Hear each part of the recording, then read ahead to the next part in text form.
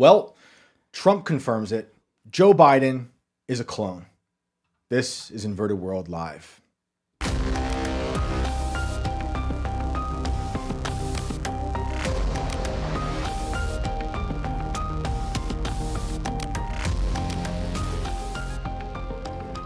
Welcome, everybody, to our first Monday night broadcast here on Inverted World Live.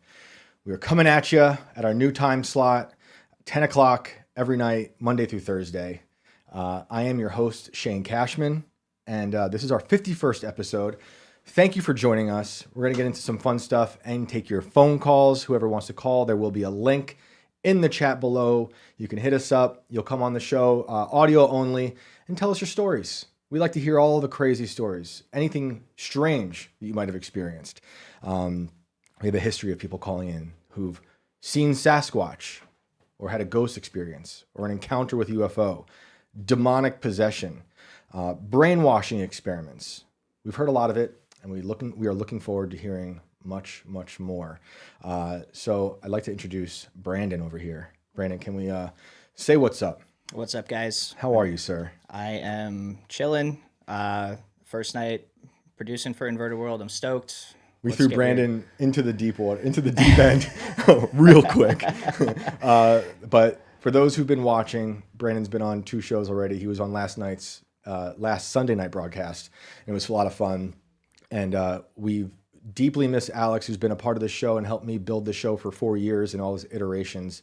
So shout out to her and all the help she's done as producer of this show.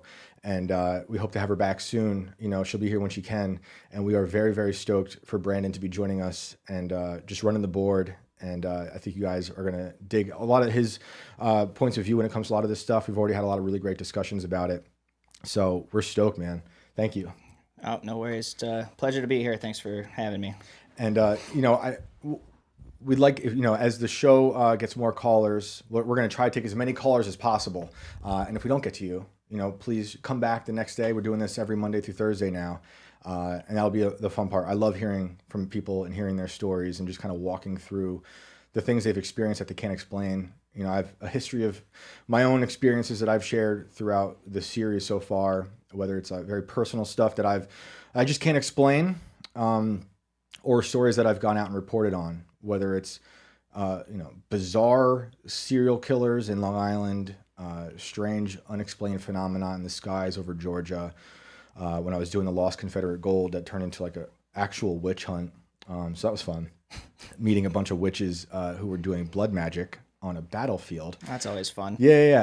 And turned out they were running the hotel I was staying at eventually. Oh, just fantastic. A coven of witches praying to Anubis.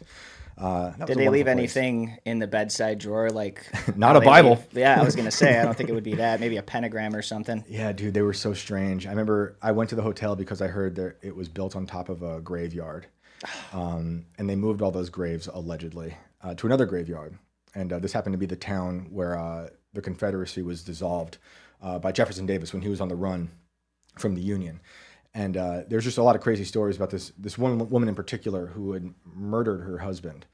And they executed her right there in the middle of town and then buried her beneath, in the graveyard that would eventually become the basement of this hotel. So when I'm there, I wake up, go down, see the concierge, and turns out she's a witch. And then I just meet all the Appalachian witches that are hanging out in this hotel doing weird stuff. So stories like that, man, there's been so many. We've had people on here seeing, beasts running on the highways that have been shot by truckers, people who've been abducted, all that good stuff. So if anything strange, you got to get off your chest. We're the place to call. So yeah, we got the link in the chat for people if they want to call in. Just posted them in there, so Sick. You should see them. Sick. So while we wait to hear from some folks, I led with this Biden stuff. I've been telling everyone Joe Biden's a clone for years. I mean, his entire presidency was like the White House was a haunted house. It was like a spirit Halloween moved in, and the tales from the crypt keeper was in control. In control, I'm putting in quotes for those listening. I'm not the only one who thought he was a robot clone. Many of us thought that, but Trump Trump confirms it. I mean, if he puts it on Truth Social with no context at all, it must be true. That's how I roll. If you want, Brandon, if you can pull up that one, I think there's an article about what he posted. We can get into this. It's a perfect first story for our 51st episode. Because I think we're in a world now where clones are happening. I think clones have been happening. And we'll talk about some of the history of that and what's been going on now in laboratories across the world, especially here in America. A lot of people working on CRISPR technology, bringing back extinct species, like Joe Biden, multiple times. So it's not beyond the realm of reasons, the realm of possibility. So, whatever, do we have that? Yeah. Let's see. We got the article here. There is a video. I don't know if you wanted to watch that. Let's see. I'd love to see where is this at? Who wrote this? Or what publication? This is out? NBC News. Okay, so looking at here. Extremely credible source, at NBC News, a reliable source that I read quite often. But let's see, what's the headline say, if you don't mind just scrolling. I'd love to hear Trump shares unfounded conspiracy theory, claiming Biden was executed in 2020. And for those of you who are just tuning into IRL, where I just was, and I'll repeat it for those who weren't listening, the only outlandish thing about that headline is that they say it was 2020. I think it might have been a little earlier than that.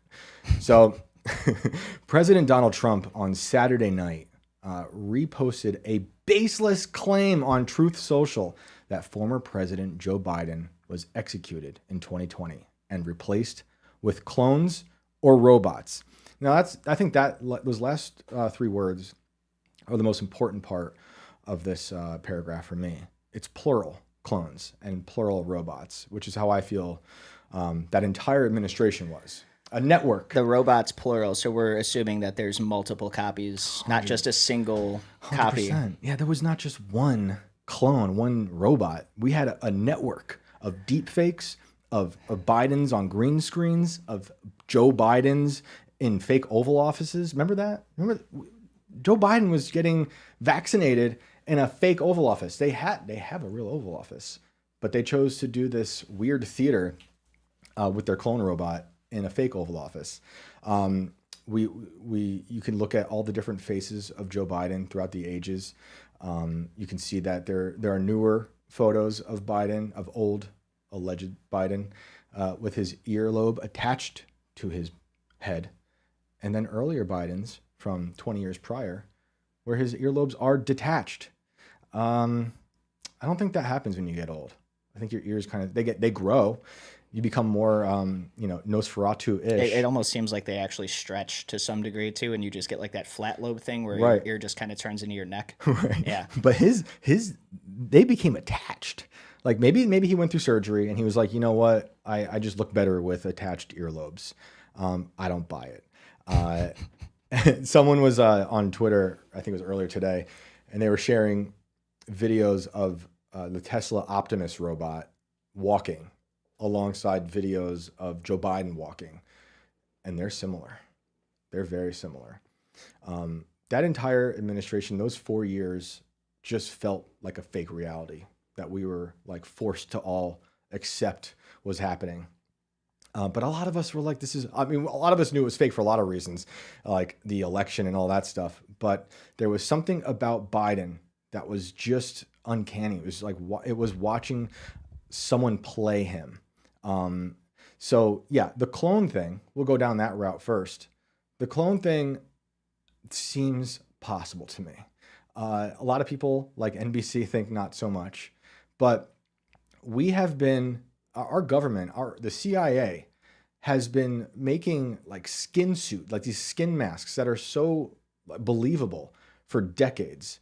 That I think it is entirely possible. I call them skin jobs. Skin jobs? The old Battlestar Galactica nice. reference. Yes. The skin jobs. Yes. Yeah. I think that's where we're at. I think all that sci-fi stuff is just early. That was just ahead of its time. Yeah, right. It's not even like predictive programming. It's like just the early imagination of what our scientists in our government-funded laboratories are building over time. Well, and they're probably building it back then. We see this in Hollywood all the time, though, too. You see a movie that comes out, you're like, wow, this looks insane. Right. And then 5 or 10 years later, it's happening in real life. And you're Right. like, oh, yeah, this was just like that movie. But really, it was like that movie is just like this. Right, exactly. And I also think a lot of the robots we're seeing now, the government's had better robots behind the scenes for a long, long time.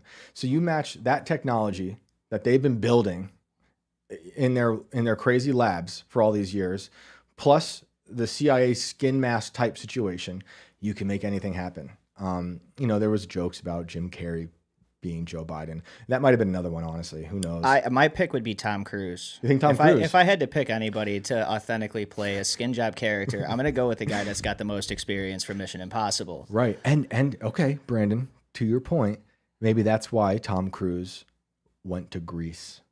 Whoa. Didn't he move during COVID? Remember him being the first celebrity to get COVID? Was that what that was? That was like a big deal. Tom Cruise, first celebrity to get COVID.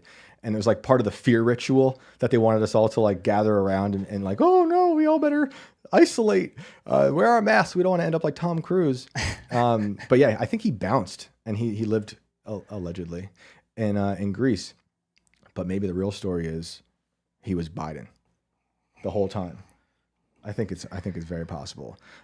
If you want to pull up that Jonna Mendez thing, so we just hear from her. So this is Jonna Mendez, was the CIA's chief of disguise. So she, I believe, was around when they started creating these skin masks that are very believable. I'm sure you guys have seen them on Twitter. They've been all over the place lately. You see people wearing them, and Instagram's trying to sell them to me because it's listening to me talk about this stuff all the time. Let's tune in to what these guys are talking to Jonna about. Mission Impossible week here on CBS Mornings. Plus, ahead of Friday's release of Mission Impossible, The Final Reckoning. And all of those heart-pounding scenes of drama, the spy action over the years, it might have you wondering, how much of that mask-wearing, self-destructing instruction stuff hanging from the airplane wings, how much of that goes down in real life? The CBS News Confirmed team brought us a guest who can answer all of our burning spy questions. She may have to kill us. Wow. Let's welcome Jonna Mendez, who may have had the world's best job title ever, CIA Chief of Disguise. Jonna, welcome. I hope I'm saying your name right, or is that also a disguise? Maybe I'm deepening the undercover here. Fair question. Do I have it right? You know, it's actually, Just good reporting it's from CBS. actually Jonna. I was, my father, I think, was hoping for a boy. Oh, my God. So he just threw an A on the end. like, Yeah. I love that. I love it, Jonna. My apologies. It's really great to have you here. Because of your background and your knowledge, when you're watching a movie like Mission Impossible, does it seem on some level silly to you? Some of it seems silly. Some of it is just plain old fun. So, Jonna, Mission Impossible is known for, especially when Tom Cruise takes off that mask. Is there any kind of technology that achieves that in the real world of intelligence? Oh, man. They're giving us an ad. Yeah. They're going to run an ad for the CIA. Well, I'll talk while the ad rolls. Please, we are accepting applications for a new chief of disguise. Oh, man, because it's good. She tells a great story about the skin mask stuff. But while we're waiting, this kind of thing, this idea of creating the illusion of being someone else, like this is beyond just a costume or disguise. This is next level stuff that they have certainly perfected in an entirely new way since she's started doing this, which was, I think, during H.W. Bush. I believe that's when she was in the CIA. So if they were doing it back then, is this ad just not going to play? They're like refusing to show us. May give it the old F5 and bring her back here. Unbelievable. Look at this. Yeah, there we go. Wonderful. About the thinking about the CIA ad, I was just thinking how that reminded me of the FBI has a podcast. They do? Yeah, Wow. It's on YouTube. You guys can tune to that. All right, let's see here. Let's see where we're at. Listening to Jonna Davis talk about skin You would masks. not notice unless you told a really hysterical She's talking about joke the and the skin person couldn't laugh hysterically. It had limits. It could smile, couldn't laugh hysterically. I know. I wore those masks in a couple of pretty tight situations, and no one knew until I announced it. Jonna, is it right that you Wow. wore that in front of George H.W. Bush, and could he tell? I did wear it.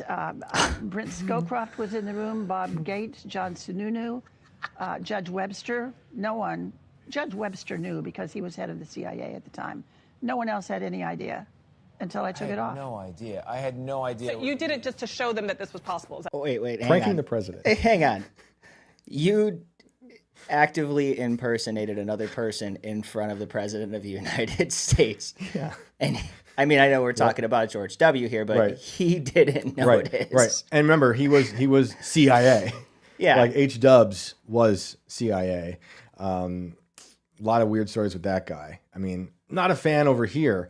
Yeah, we'll get into him later, maybe a little bit when we talk about aliens and some UFOs, because his story with Carter is interesting. But yeah, let's hear her tell his story. Is that right? Absolutely. I Did wanted you take- the president. I wanted the president. Oh my goodness. All right, I'll just tell the story. CBS is dead to me. My back. goodness. All right, we're back. Disguised to a really dramatically new level. Did you take one home as a souvenir? Are you in Wait, that? pause Are it you, real quick, is I'm that sorry. you? Are Yeah. you in there? For those that are just listening and not seeing this, they are showing a photo of this, and she is wearing blackface. Like she's in another. That's her. That's her. So she's a black woman with a wig. This is her in the picture here. I'm pretty sure. So we'll hear her now. That's if my memory serves. Is that you in the mask? This is just me. Yeah, it was her. Yeah, that's me. What? Taken off my head. What? And John Sununu had not been listening. He'd been working on his own notes. So he just glanced up when I did that, and he let out this funny little noise, like not a shriek, somewhere between a shriek yelp. and a squeak. So full disclosure, on our call about today's show yesterday, I had to do kid pickup at the same time. I missed this briefing, and nothing has prepared me for what we're talking about right now. And this is really quite mind-blowing. So missed I the read that briefing, the too. mask had to be something you could put on in 10 seconds or take off, and you didn't need a mirror as well. Wow. You could put it on in a parking garage without a mirror in the So, dark. Jonna, did you take one home as a souvenir? And why are you sharing this publicly now? Isn't this secret information? It has been declassified. I don't know anymore what that means. It may mean that they're using something else instead of what I'm sorry. we're showing. Can you pause and go back? Do you see this person with a wig in the background? Looks like someone. actively. Yeah, is it right here? Or is it It Jay has been Massis from Dinosaur Jr.? declassified. I don't know anymore what that means. It may mean that they're using something else. Looks instead of fake. what I'm we're sorry. That is showing. totally a wig. That's the CIA spying behind her to find out what she's talking about on the news. Like, yeah. I don't think that's her. Like, this looks like a mask. Once you see this mask that she's talking about, everyone's suspicious to me. Even these talking heads on CBS, they're probably not even real. It's like a Bigfoot sighting in the background right Yeah, now. You see how she's just like, Guys, if you're watching, do you see this person didn't in the take one. background? That What? lady is fake. This is a fake There was person. only one when I left the CIA, and I saw it some years later. Someone brought it up from the archives, and it's turned green, so it's not usable. It's also not meant to last long. okay. So the only way we have right now of identifying these people in the masks is if they start to turn green. Well, yeah, but back then, because now they've got better stuff. They're not the stuff she's talking about now. That age that Yeah, doesn't that mask age. is what, like 20-something years old probably? More, Like when was more. this? Yeah, I mean that's early '90s, right? So it's more. They've perfected it. And real quick, I'm just hearing if you can, when you get a chance, to share the caller link in Rumble. I should have Unless you had did it in already. there. Hang on, let me double check. They're hitting me up about it, but I think they've perfected this, and that's also why they declassify this, because they've moved on to better technology. Yeah, check the comments, guys. All right, cool. It should be down there. 666. They perfected this thing. I think this is why she has to get to talk about this now. Obviously, they're tying it to Mission Impossible, but this is like their way of saying, like, look, anything's possible. And I also find it hilarious. Like, this is from just a week or two ago that they're saying this now, as the Biden clone thing is really picking up steam in this neck of the woods, at least. So, you know, when the Luigi Mangione thing happened, I was saying there's one of the suspects on camera and he looked different than the other suspect. They were showing like 2 different screens, and I was like, that could be someone in a mask, a really good CIA mask. And then people were like, the CIA wasn't doing it. I'm like, I'm not saying the CIA was doing it, although it's really very possible. I'm saying that that technology exists, and it doesn't just belong to the CIA. There's plenty of people who can buy a mask. Like I said, they're selling them on Instagram, and they're much better. And I think they have a much longer shelf life. But she has a point. They're not really meant to last either. They're meant to just be a quick like getaway or a disguise, or you do one thing, you take it off, and you just blend right in. And I think this has been used in a plethora of ways constantly. Was Joe Biden a robot in a skin mask? It seems plausible to me. The cloning thing, like actual clone, we can go down that route as well. Like we have this. All the governments have been working on cloning for a very long time. It's nothing new. They've been trying to make chimeras by mixing animals with human and animal hybrids. These people are like creating Frankenstein monsters all the time. I'm sure you guys have seen, this isn't so much a chimera, but it always is a haunting image of the Soviets reanimating a dead dog's head. This is just stuff that they want to do. And again, we'll get back to the clone real quick, but then that reminded me of Unit 731 in Japan during World War II. And just in terms of like grotesque human experimentation, the Japanese had Chinese prisoners of war. I believe that was some of the most heinous things done on people in history. They were like cutting people open and taking their organs out while they were alive. They were freezing their hands and shattering their hands while they were alive. And I have a hard time even talking about the other things because they were doing just crazy atrocities. And we know that was happening all around, especially during World War II, all over the place. I think the Japanese were doing really crazy stuff, though. But what did we do? As in our government, when our military went in and they found these camps like Unit 731, they were impressed and said, "Look, you guys could just walk free. We just want all this information that you got on these human experiments." And I guarantee we were continuing those experiments, 100%. Just like the stuff that the Nazis were doing, we hired Nazis through Operation Paperclip. And we started doing a lot of weird experiments in that regard as well, like biowarfare things and injecting weird biowarfare chemicals into people or spraying it into the sky, like Operation Sea Spray in San Francisco, when our government was like, hey, it's a good idea. It might be a good idea to learn how to fight biowarfare by spraying biowarfare into San Francisco. So I'm just saying all that to say, like, I don't think they draw the line anywhere. And we know in China, I believe it is, there was a scientist working on creating clones using CRISPR technology. I believe he went to jail. I forget exactly what it was, but he was working on creating children, I believe, that were AIDS resistant. And I believe that guy went to jail when he got out. Recently he's been saying the only thing holding back this technology, these experiments, is ethics. Like ethics is a bad thing to them, clearly.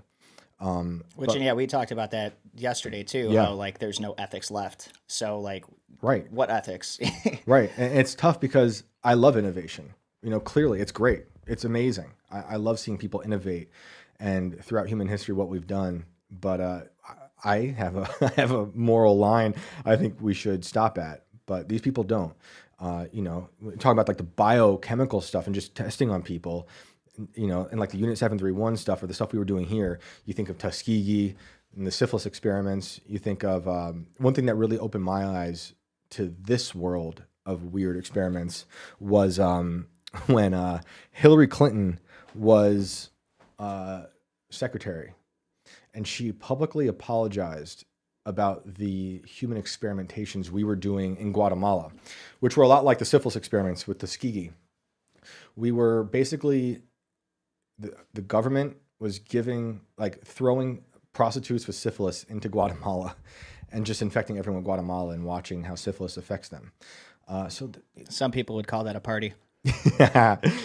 It was definitely a party. It sounds like a Clinton party to me. I was like, man, that's some pretty wild stuff. And we never stopped.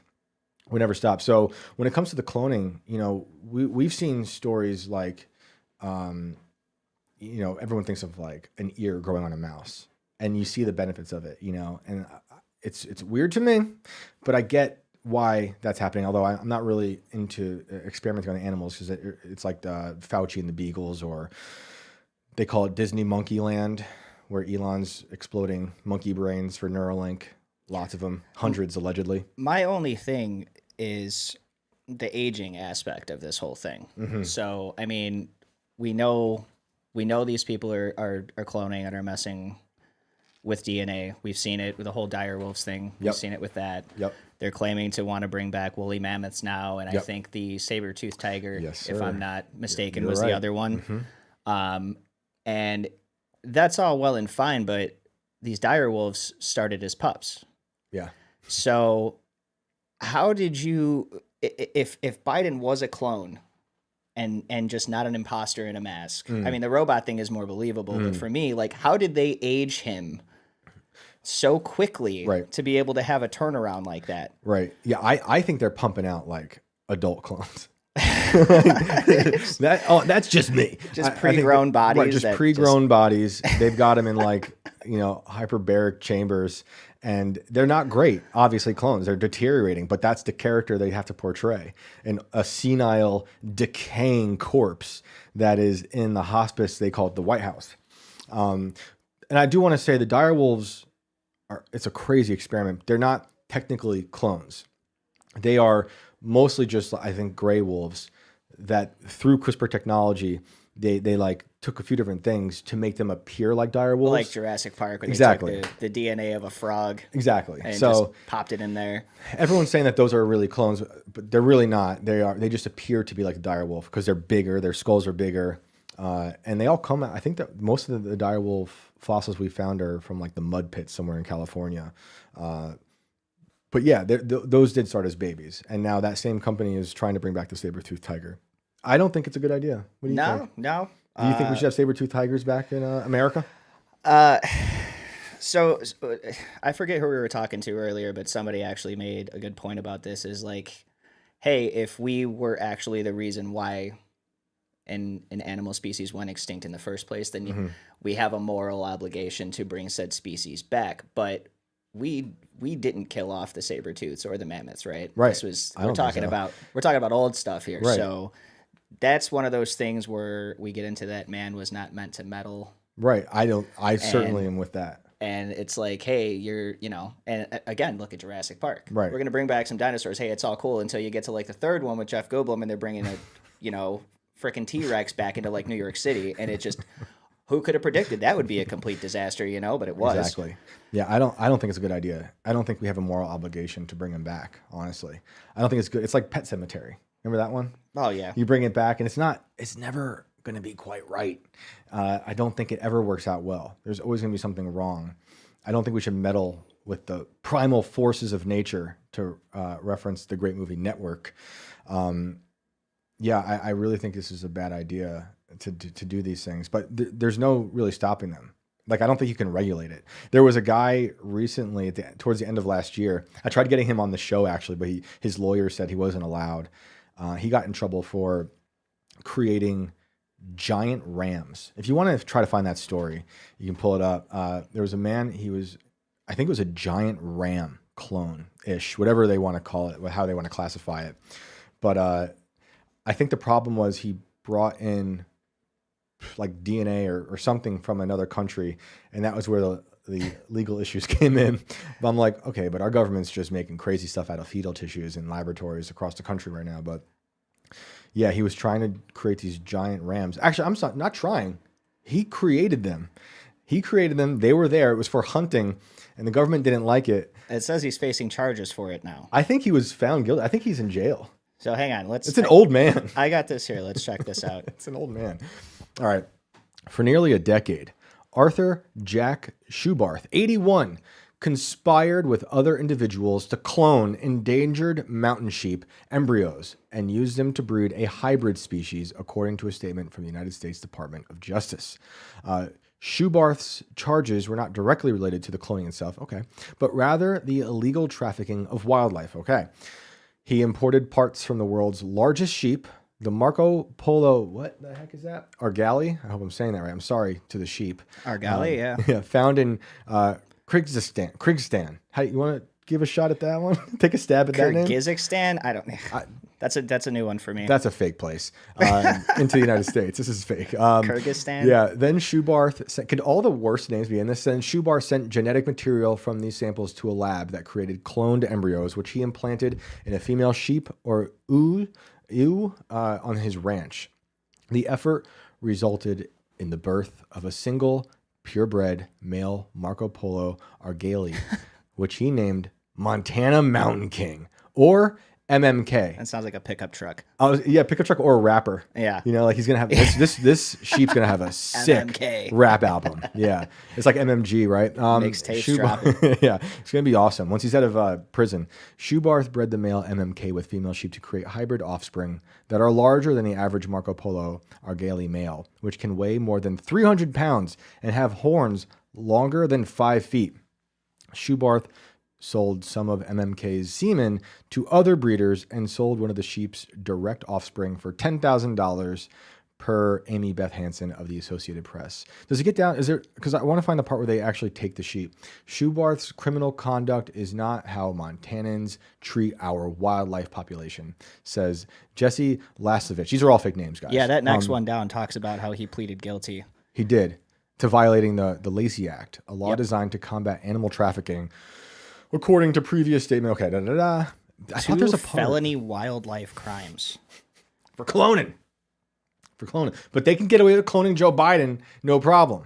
This is him, by the way. Is that actual? That's an ad. Another ad. This is MMK. I wish in we had all of his glory. Like a photo of him next to something that we could identify the size of, so we can really get an idea of how big this is. You know, what is he, 8 feet tall? I'm going to assume he's 8 feet tall. They use the word massive. I mean, I'm looking at a tree in the ground next to him here, and the scope really looks like he's probably just a normal-sized ram. Yeah, it doesn't look that impressive. I like to see more photos. Does it go down to the part... There's a funny thing in the one I read from a while ago where they, like, take it. On Monday, $20,000 fine. Like, they confiscated the sheep. That's where I wanted to get... All I know is that they confiscated it, and I'm like, whoever confiscated it, you know they're testing on it now. Dude, that thing is in somebody's living room, like, hanging out right now. 100%. I would have taken it home. I'm like, yeah, we need to take this. And I'm like, all right, I'm taking it to my house, and I'm naming it Chuck. I'm in the market for a giant sheep named Marco Polo, MMK. But yeah, they took this thing, and 100%, whatever government lab, it was some wildlife protection place took it. That they said in the article I read, they confiscated the sheep, and it's Schubarth's, just making more. At least, okay, it says during Schubarth's scheme, at least 2 sheep died from Jones disease, a contagious chronic wasting disease. So there is a flaw in this man's cloning process that was making these things terminally ill right off the bat to begin with. I was hoping to get this guy on the show so bad. So I'm like, he's 81. I just love the image of this old guy in his lab with this, trafficked animal specimens. I just want to create a giant sheep. I'm going to make a lot of money off of it. He almost got away with it. And now, and then like just next year, everyone's happy about dire wolves coming back. I'm like, how come? I guess they didn't traffic animal semen. I'm not going to lie. I'm mildly stoked because I love wolves, and dire wolves are awesome. They were huge in Game of Thrones. Yes, they were. The dire wolf was the sign of House Stark, big deal. Yep. I'm pretty stoked for it, but I still am kind of on the fence about whether or not we should be doing this. It's like, what happens if they get out? What happens if there's a break? And they start mating? I mean, ultimately, isn't that what you want? And then they just reintroduce a fake remix of a dire wolf? Like, will their offspring act like dire wolves? Will they look like dire wolves like their parents did? And then they start crossbreeding with other species, and then you've got dire wolf Malamute German Shepherd mixes. It's very possible. Like maybe Joe Biden's been a clone for a long time, and the reason Hunter Biden is the way he is because a clone reproduced. Or they brought Joe Biden back as a direwolf. Right. And we're just dealing with the decaying Jones disease version of Joe Biden right now because that's a good theory. Has cancer, so that could be substituted as a chronic wasting disease. It's a cover story for whatever clone disease he's got. Or Hunter Biden's just a failed Tom clone. Cruise. But we have like a lot of weird bioengineered animals, fish in particular. In the 90s, the FDA approved bioengineered salmon to be not released yet into the wild, but to be sold in the 90s to the public. So salmon's just been bioengineered for a minute. But then in terms of these things breaking out, there was a lot of these bioengineered salmon farms. They kept escaping. So they've been breeding these cloned weird, biohack salmon have been breeding with the wild salmon for a long time. And they can't, there's no stopping. I'm trying to imagine a salmon escaping a salmon prison. I think their nets just kept, because they, like, if you look up the salmon farms, they have like these giant like nets where they're all like corralled. Yeah, I thought they would just bring them in like they usually do when they stock a pond, and they just funnel them through that big crazy tube into a pond, but the pond is locked off. There's no outlets. It was attached. It was attached. Well, there's their problem right there. Yeah, and they got out. And I always say that the salmon were crossbred with like a bug. Okay, it's not technically a bug, but if you look up the eel they use to crossbreed the bioengineered salmon with, it looks like an alien bug. It's disgusting. It doesn't look like an eel. It looks like a disgusting insect snake. And they used it because I believe it was to help make a bigger salmon. I'm spacing on the name of that eel, but it's gross. You guys can look it up. I highly recommend it. It's kind of stuff. I stopped eating salmon because of that. I'm sure everything else is bioengineered anyway, but that's been happening for a while. So I don't know. I think it's very possible. Biden, something's been wrong with that person for many, many years. I mean, something's been wrong with him since the 90s. He's just always been a weird person surrounded by darkness. He's always been some sort of like eulogist who's summoned darkness. This man was, he was sworn into office in the hospital bed that he was healing up from the car wreck he was in that took the life of his son and wife. There's always been this dark, strange cloud over Biden. And if you look at speeches from Biden throughout history, throughout his career, he's always referenced his dead body constantly. He referenced his dead body the day before he was inaugurated. It's a very interesting speech he gave. It sounded like a eulogy then. He'd always reference I think it's a James Joyce quote. So he's always been this like death-like like creature to me. So I watching those last few months of his presidency, it was hard for anyone to be like, something's wrong with this person. Maybe he is just a feeble old man who they've been keeping him just barely alive for the last few years to get him over that final line. There's videos of him walking in sand, which looks like how they train robots to walk in sand. I don't know if you can, Brandon. How are you going to find it? Google Joe Biden Amazon jungle. This is my favorite Joe Biden clone video. I believe this is when they released their favorite clone into the jungle forever. And that's where he is to this day, just wandering. Biden wanders into Amazon jungle. Please play after this. remarks. This is my favorite video. This is the best video ever. This is like their way of being like, hey, you know what, Great clone? ideas can come from You did a good job for us. Thank you. You can spend the rest of your clone life in the jungle. Here we go. The lungs of the world. But in my view, our forests and national wonders are the heart and soul of the world. They unite us. They inspire us. They make us proud of our countries and heritage. A bridge to the past and to our future. A birthright we pass down from generation to generation. The Amazon rainforest was built up over 50 million years. 50 million years. History is literally watching us now. So let's preserve this secret place for our time and forever, for the benefit of all humanity. Thank you very, very much. For those just listening, Joe Biden is Someone surrounded by the shaking a jungle. tambourine? Yeah, I think so. Joe Biden has walked away from his microphone, for those listening, and he is now just meandering. He's just in into the the wilds jungle. of Brazil now? Okay, yep. There he goes. Goodbye, clone Biden. Joe My Biden. God. I love that All video right. so much. That's What fantastic. a crazy presidency. I mean, he was on stage, I think, in a debate. His teeth fell out. And this man has been deteriorating. I don't know what he was, just a sad, dying old man, whatever it was. If that was the case, it was just straight up abuse. These people had their own Frankenstein monster, and they were carting him around to just yield that power.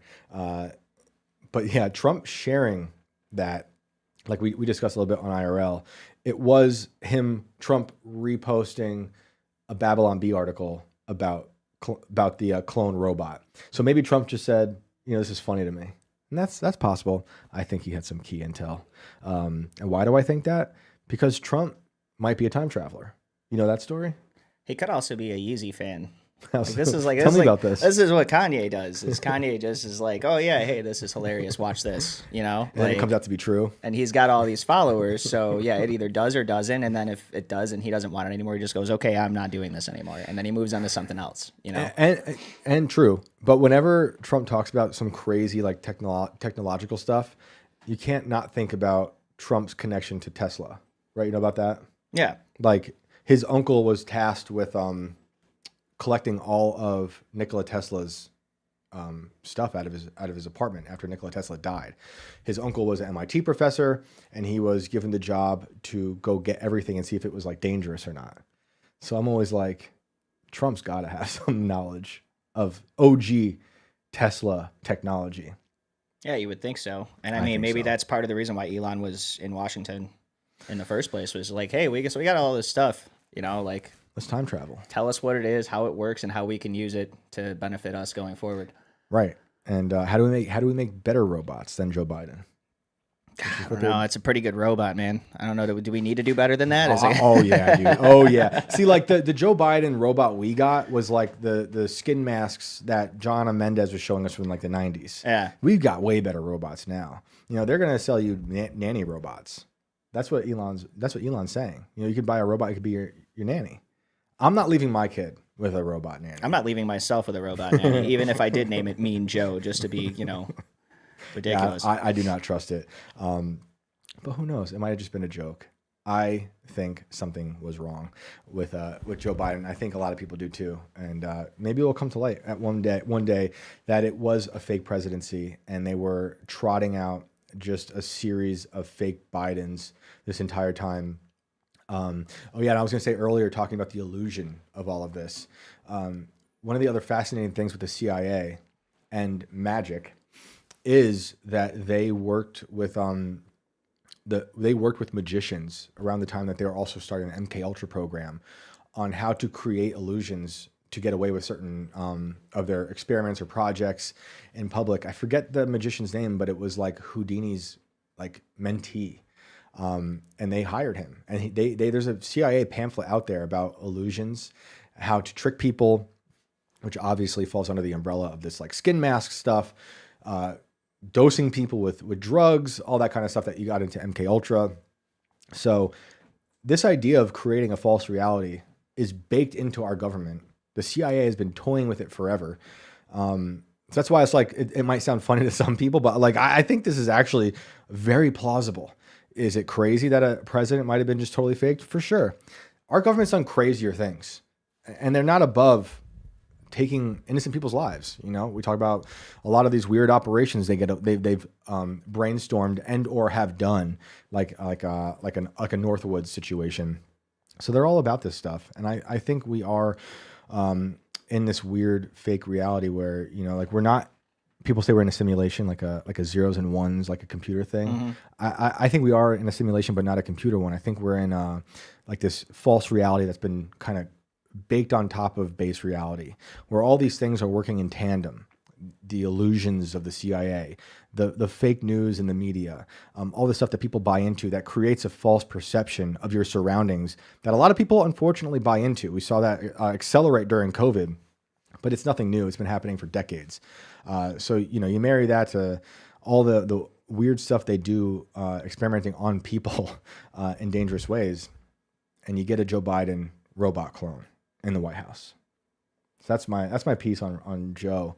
Do we have anyone calling in? We have about 6 people hanging out. Oh, shoot. So all right. if you want to get to one of them. Let's do it. All right. Thank you guys for tuning in, for calling in. I'm stoked to hear from y'all. All right. Let's go to Kathy Friends, I believe. Sick. Hello, Kathy. Can you hear us?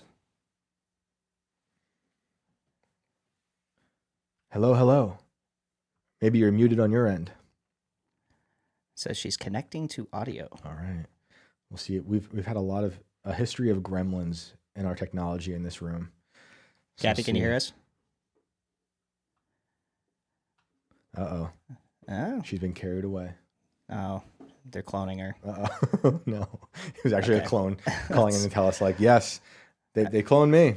All right, Kathy, we're going to toss you back in waiting room. While we wait, we'll try to come back. For the next caller, I also want to add this about clones. And actually, we'll connect it to Yeezy real quick. To Ye. The Realians are like a weird UFO religion that have claimed to clone people since, I believe, 2000. And oddly enough, in West Virginia, where we are broadcasting live from right now, about a few hours west of here, they claim to have cloned a girl named Eve. And oh man, I hate to make you. I'm sorry. I'm just gonna throw something else at you if you don't mind. Let's go. It's coming to mind now. Find a video. Look up Bill Clinton cloning. This is a great video. Oh my god. This is a great video.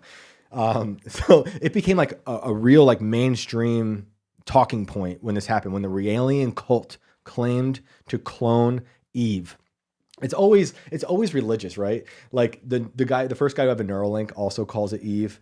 You see this pop up a lot in the weird like biotech community. They always have to name it Eve. It's like having the Apple on an iPhone. Do you see anything but Bill Clinton cloning? It should look like a press conference. Seeing Clinton bans U.S. funds for human cloning research. It should be a video. It's like he's giving a press conference. So while you hopefully find it, the Realians, just to go back to the part about the connection to Ye, their symbol is I always forget, I might get it backwards, but it's I believe the Star of David inside of the swastika, or the other way around. That's the image he posted on Twitter a few years ago that got him banned by Elon. Is this just him making remarks about proposed human cloning? It should be, yeah. Okay, I've got a video here. All right, let's check it out. Let's see if this is it here. Maybe.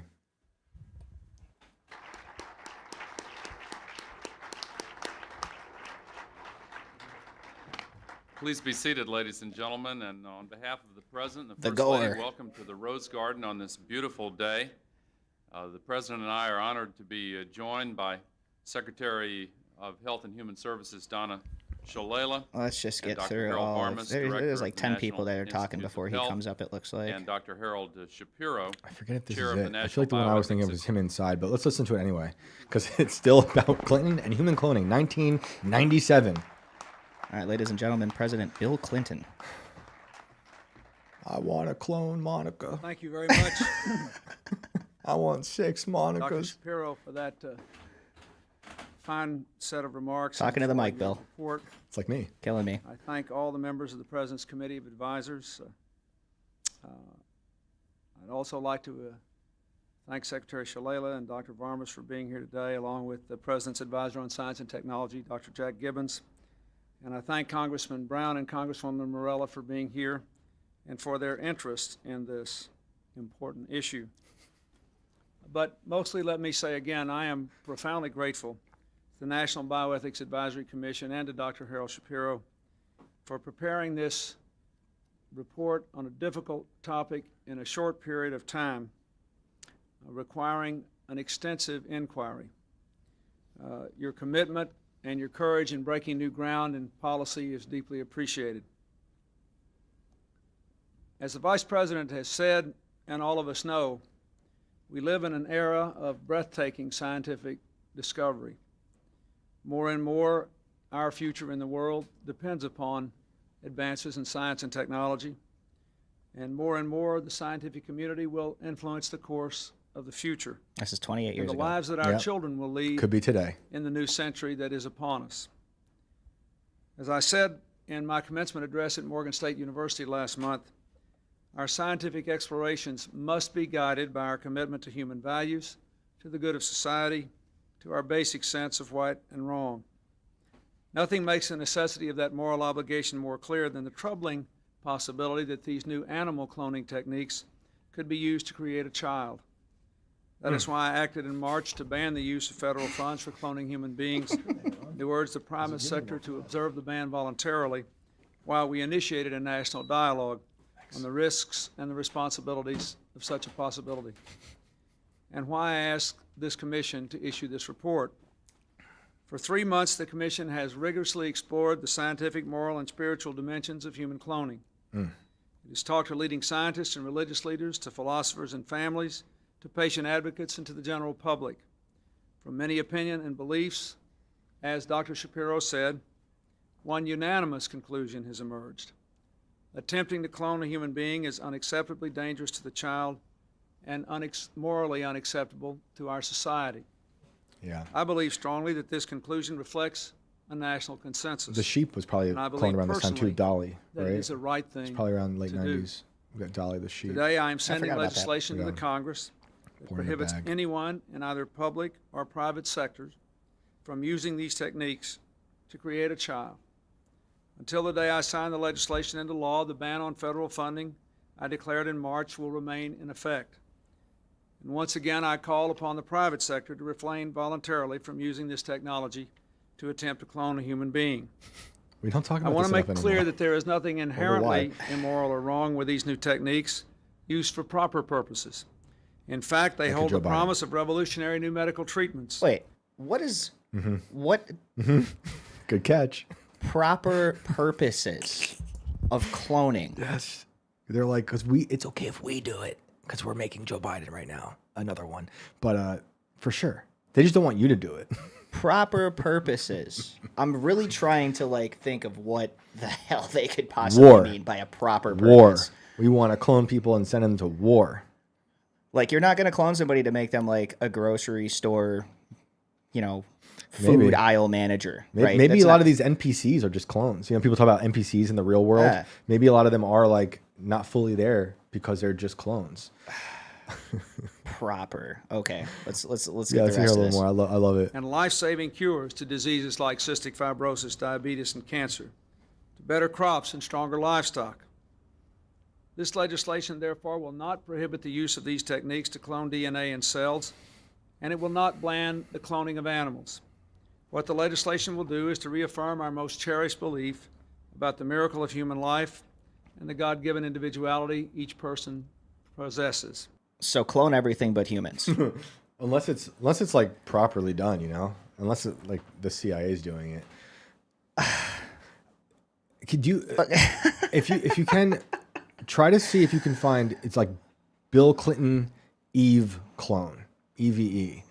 That might be it, because there's something he says in that one that's I think is so amazing. I forget what it was, but it was probably before that, because there was like this concern, like a satanic panic or acid rain. There was this brief concern in the late 90s about human cloning because of the Raelian cult. I believe they have a town in Canada. It's like UFO town or something silly like that. Like the sign has a UFO. Clonade. Maybe, yeah. Clonade yeah. Baby Eve, the ancient and esoteric order of the jackalope. I don't. All right, I'll bite. Let's see. Let me see what I get here. Dolly the sheep. Yeah. Is that right? Yeah, that was another one. Yep. All Yep. right, let's look at this, I guess, here. Where's this from? Okay. Remember Dolly the sheep. If you're under the age of 30, probably not. So here's a refresher. In February 97, so same time that old Clinton was talking, a team of scientists at the University of Edinburgh announced that they had successfully cloned a 6-year-old Finn Dorset sheep, Dolly, who was promoted in the press as the first cloned animal that we know of. technically speaking, Dolly wasn't the first clone. Oh, there we go. Dolly wasn't the first cloned animal. Oh yeah, you guys can find experiments dating back to the 1800s. With people trying to clone frogs, or it started with frog embryos, I believe. There had already been clones created through somatic cell transfer from embryonic stem cells and by embryo splitting to create artificial twins. Dolly was the first clone created from an adult somatic cell, which is to say, not an embryonic stem cell, but a fully differentiated, specialized cell from a mature individual.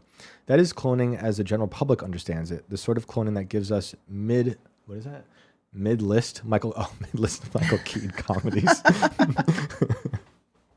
For several months, Dolly captured the public imagination. Science fiction had suddenly become reality, and the future of biotechnology seemed limitless. Almost immediately, scientists began drafting plans to create the first human clone. So yeah, I mean, Dolly, that was a big deal back in the day, but like this says, I'm not sure how deep it goes, but there's a whole history of scientists trying to do this stuff in different ways, whether it was with just the embryo and splitting that to create a clone, and I think it was with frogs, to sheep, to what we have today, with all these different things. I don't know if the saber-toothed tiger is going to be the same way they did the direwolf. I'm not sure. I'm not sure what, because there are scientists, they do have DNA of certain animals. Yeah. That are extinct, that they found, preserved really well. So that's why I'm not surprised about the mammoth thing, right? Because they found like full preserved like baby mammoths and stuff like that, barely decomposed. I might have dreamt this, but I feel like there were scientists who were trying to then clone the meat to eat. Do you remember that? Maybe like 10 years ago, it was like cloned mammoth meat. I'm sure that'll happen. It was China, wasn't it? I mean, it sounds about right, but it could also be us. You never know. That was the start of the Impossible Burger, basically. Yeah. Yeah, the mammoth meat Impossible Burger. That'll be the future. Everyone will be inside the metaverse, and outside, the skies will be filled with pterodactyls, and you can have your robot deliver your mammoth burger. You'll be able to get a Bronto burger. Bronto burgers, man. I remember Fred used to love those. Oh yeah, shout out to Fred. Big Fred. You know what this reminded me of too, just in terms of like all the weird bio stuff, and we'll try another caller. Have you ever heard of Henrietta Lacks? No. Henrietta Lacks. This lady we should probably look her up. Any article or anything, just look up Henrietta Lacks, I think Lacks. She and immortal DNA. Henrietta Lacks. Immortal DNA. The immortal DNA of Henrietta Lacks. They took this lady's DNA and it's been replicated, and they said it doesn't die. So they've been using it on all these crazy experiments to create like vaccines and stuff. Dating back to, I want to say the 60s or 70s. Born August 1st, 1920, died October 4th, 1951 of cervical cancer. Right. But they scraped her cancer, and I think it was her, I think it was her cells. Does it somewhere on there say something about? So there's a Wikipedia on her. Yeah. They did a book on her. Unwitting source of these cells from a tumor biopsy during treatment for cervical cancer at Johns Hopkins in Baltimore, Maryland, 1951. Mm-hmm. Here we go. Cells were then cultured by George Otto. Yep. George Otto Gay. Yeah. Pride Month, everyone. Who created the cell line known as HeLa, which is still used for medical research. As when then the practice, no consent was required to culture the cells obtained from Lacks treatment. Neither she nor her family were compensated for the extraction or use of the HeLa cells. Read that next paragraph. Even though some information about the origins of HeLa's immortalized cell lines, I'm going to say that again, immortalized cell lines, was known to researchers after 1970. The Lacks family was not made aware of the line's existence until 1975. This is, 24 years after she died. With knowledge of the cell line's genetic provenance becoming public, its use for medical research and for commercial purposes continues to raise concerns about privacy and patients' rights. And then maybe go down and see what they say. I mean, I know this is Wikipedia, but look for the part where it talks about her immortal cells and what they immortal cells. I don't know that they're going to have anything about this. I mean, they talk about, the masticized autopsy, all that stuff. I could have sworn there was something on here on this Wikipedia page. I can't imagine. Well, at some point, I've been here before. I think there is something. Unless if they took it out, that'd be hilarious. But there's a whole Cells book. can be seen metaphase and telophase, different stages of cell division. Developed. Okay, so they used her cells to develop a polio vaccine. Yeah. Yeah, that's just one of many. Because they just kept sharing it because they were like, from what I read, these cells don't die. The ability to rapidly reproduce HeLa cells in a laboratory setting. So, yeah, they used her for a lot of experiments. Well, her cells. Gay was able to start a cell line from Lacks' sample by isolating one specific cell and repeatedly dividing it, meaning that the same cell could then be used for conducting many experiments. They became known as HeLa cells because Gay's standard method for labeling samples was to use the first 2 letters of the patient's first and last names. Points for intelligence on that one. And ingenuity. So she has cells that they could just keep splitting. Yeah, right. They didn't go anywhere. They could just keep using them. And this cell just kept splitting and kept splitting. Yeah, and they stole them, basically. Like what we were saying, her family had no idea that these doctors just took it, and that's happening all the time. I mean, you read about some of these horror stories of the fetal tissues they're taking from like Planned Parenthood to build certain things in crazy laboratories. I mean, it's happening. HeLa cells were in high demand and put into mass production. They were mailed to scientists around the globe for research into cancer, AIDS, the effects of radiation and toxic substances, gene mapping, and countless other scientific pursuits. HeLa cells were the first human cells successfully cloned in 1955 and have since been used to test human sensitivity to tape, glue, cosmetics, and many other products. There are almost 11,000 patents involving these cells. 11,000. So read that last paragraph that's on the screen right there with the alarmed and confused. Alarmed and confused, several family members began questioning why they were receiving so many telephone calls requesting blood samples in 1975. Hey, you guys got blood? Yeah. Let me get Some that. of this blood. The family also learned through a chance dinner party conversation that material originating in Henrietta Lacks was continuing to be used for medical research. Prior to this, the family had never discussed Henrietta's illness and death among themselves. That's crazy stuff. Is there anything crazy at the Maybe end of this? it sounds that they didn't even like her. Right. Like, they didn't even care. Yeah, I feel like someone got money. Consent issues and privacy concerns. Lacks estate filed a lawsuit against Thermo Fisher Scientific for profiting from HeLa's cell line without Lacks' consent, asking for the full amount of Thermo Fisher's net profits. Dude.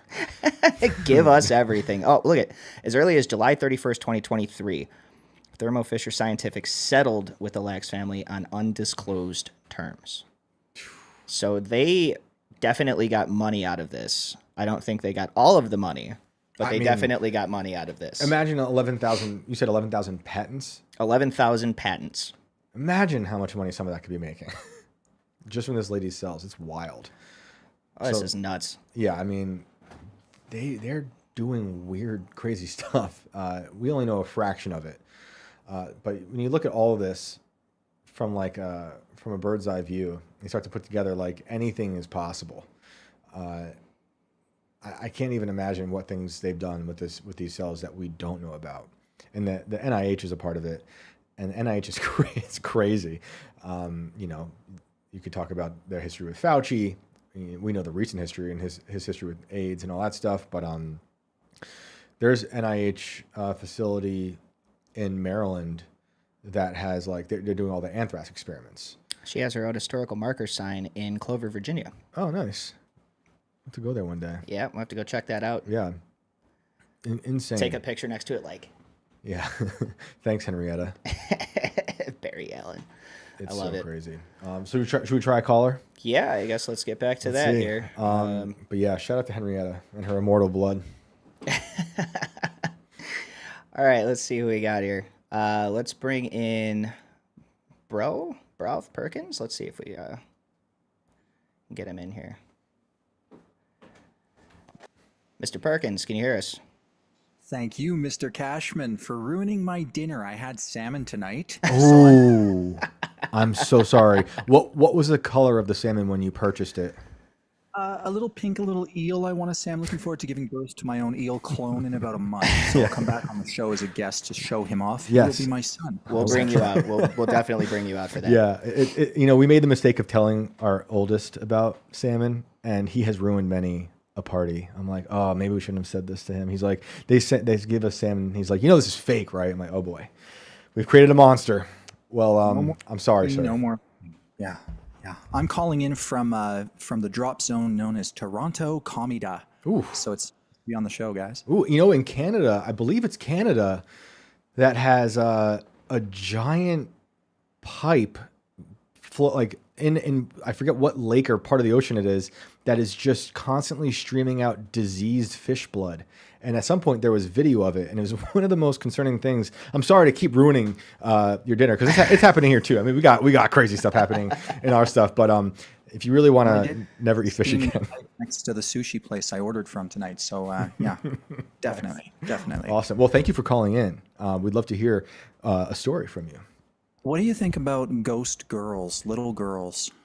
Like, are they like appearing in a house? Are they following you? Are they talking to you?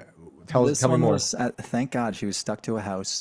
So I was 18 at the time. I'm in my 40s now, and I'm a professional psychic medium. That's what I do. Okay. And so I got an email from a client down at a place called Goderich, Ontario, close to the border to you guys, and she goes, I run a hair salon in an old Victorian mansion, and we got all kinds of activity. And I said, say no more. I don't want to know anything ahead of time. So I was mentioning to my girlfriend at the time about going down, and she was told me, oh my God, she was a VJ on Much Music here in Canada, which is our MTV. So she goes, so why don't we take a van and film it, this ghost investigation? So we did, and the producer was a total skeptic, Andy, and so he pulls up. We're doing B-roll cut for the film and everything. We got like 8 hours of film. And I told the homeowners you can't be home at the time, but the film crew didn't know this. So they caught a little girl with a bonnet in one of the windows on camera. And the guy's like, oh, I guess the family's home. I'm like, no one's home. So he starts to sweat bullets at this point. And we go in there, we're hearing thumps, we caught an EVP, electronic voice phenomenon, on tape of a little girl sounding like she's screaming. And I saw the name Grace. And the producer, being the skeptic, went into the town records and found that there was a little girl attached to that property named Grace, who died in the 1800s, late 1800s. Can you explain what you mean when you say a seance on camera and tried to help her cross over? Because this was before a lot of the ghost shows, like where you have all these fat bearded guys yelling at the ghosts. That's gonna be me soon. I can't wait. Before you continue, can you just say what you mean when you said you saw Grace? Is this like a image in your mind? Yeah, I do. I get a distortion in physical space, and sometimes even a little spark of light. But then I'll see a face, or I'll see an image that they project to me, almost like it's a movie playing behind my closed eyes. Okay. And when you see that name Grace, does anything else come with it, or is it just like you're seeing or hearing this name? The best way I can describe it is like hearing in a memory. And I know some viewers who have lost loved ones, sometimes when you hear a message from them, it's almost like, and Tim Pool was talking about how it comes through your whole body, right? Right. Yeah. We talked about that just recently on a Culture War episode with Representative Burleson, who had that kind of experience of like in his interpretation was a divine voice kind of just booming through his body. And definitely. I've talked to other psychic mediums. Actually, in that town I was talking about with the witches, I met a guy down there who had a very similar story to yours about an old, it was a young boy in an old house who he believed he was seeing, and the boy was telling him that he fell down an elevator shaft. It was actually the first elevator in that town, or I think in the state of Georgia. And very similar. He kind of had this memory that hit him. Now other people were saying he's crazy, but like your story, he was able to also find some evidence to back that up. But you said you did a seance down elevator shafts. That's such a detail. I know. Yeah. That's actually how the beginning of Final Cut started. That movie I was telling you about last night. Oh, weird. He has a kid try to follow him across this plank, and he's basically like, "Come on, don't be a coward." Oh, wow. And the kid falls and dies, and he just runs out of the house and leaves him there and never talks about it again. Oh my goodness. So you said you had like a seance. Walk us through what that looks like, what that sounds like. So I took the film crew, the VJ, Amanda at the time, and actually, funnily enough, Amanda went on to play the witch in Dirk Gently's Holistic Detective Agency season 2. So she's my partner in crime. We did this ghost hunting thing 18 years beforehand. Wow. And we sit in a circle, we light some candles just to bring the light down to take away our physical senses. Sensory deprivation is big in my line of work. You want to get your own physical distractions out of the way. And I was able to talk to her. We were sitting in the attic where she liked to be. And it was like exactly what you'd think an attic would be in a haunted house. It had the bird cage. I walked in there, I'm like, a bird cage, really? And so we're sitting with all this stuff around us, and I started to make contact with her, and I told her that she died because she didn't know. She was kind of in a dreamlike state. And I called forth the spirit guides, which are entities who agree to help us and help me with my work here on Earth, and they were able to help her cross over. So she was able to reunite with her family. Who she was looking for, essentially, since she died 100 years prior. And when you help these like spirits walk into, what would you say they're walking into? Is this like what is your picture of the afterlife? It just looks like a portal. It looks like a slit of light.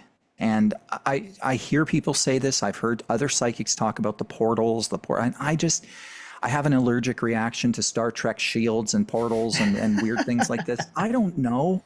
Like, where are the dead? I don't friggin' know. Right. But I know that I hear them. I know I speak to them. I know I get information like names and dates and specific illnesses. Like when my clients have a reading with me privately, they can't tell me what they're coming for. They write everything on a piece of paper and keep it hidden from me. They're not even in person anymore. I just do them on the phone. Right. And they tell me that I answer their questions in the order they put them on the friggin' paper. And that's the validation you need, right? So like when we had the skeptical producer, Andy turned out to be the best part of the show because he could verify everything. Yeah, I think the problem is sometimes like I'm very skeptical of a lot of that stuff, but like the experience I had with that gentleman in Georgia, he was doing things that were very bizarre. And maybe he's just a great magician, but he was calling things that were quite odd. And but I've also seen people just be total liars, fakes, frauds when it comes to it, and it makes me think of like Houdini. You know about Houdini's history with seances? Oh yes. What'd you make of that? Well, somebody actually did get the code word and tell his wife what it was, and she verified it. So a lot of times, and Howard Stern did a test on his radio show in the 90s, or this might be the early 2000s during the Artie Lang era that we all love. Great, yeah. And Artie had a code with his father that he agreed that if there was an afterlife, his dad would come through a psychic. And Stern was playing all these callers and mocking them. And this one lady called in and said, I'm getting elevators, something about elevators and the dock. And of course, Artie made it public knowledge he used to work on the docks. Right. Now, they laughed at it. They never caught it. But my father, of all people, who's a skeptic as well, said, son, it turned out Artie's code with his dad was the Otis Redding song, Sitting on the Dock by the Bay. Now, Otis Redding, Otis Elevators, hello, and the dock. So Nice. People want that very specific thing framed the way they can accept it, and they're not willing to look at the pattern in the noise that sometimes comes through with this work. And that's something I did a stream earlier tonight about fake psychics, because we just caught and deported a Florida man who hit and run two teenagers on Christmas Day in 1998, fled to Toronto, opened up shop and started acting like a psychic here. So my field is quite saturated with that sort of thing. When you said deport, I'm like, that's a funny way of putting it, but you like legit mean Canada deported a psychic.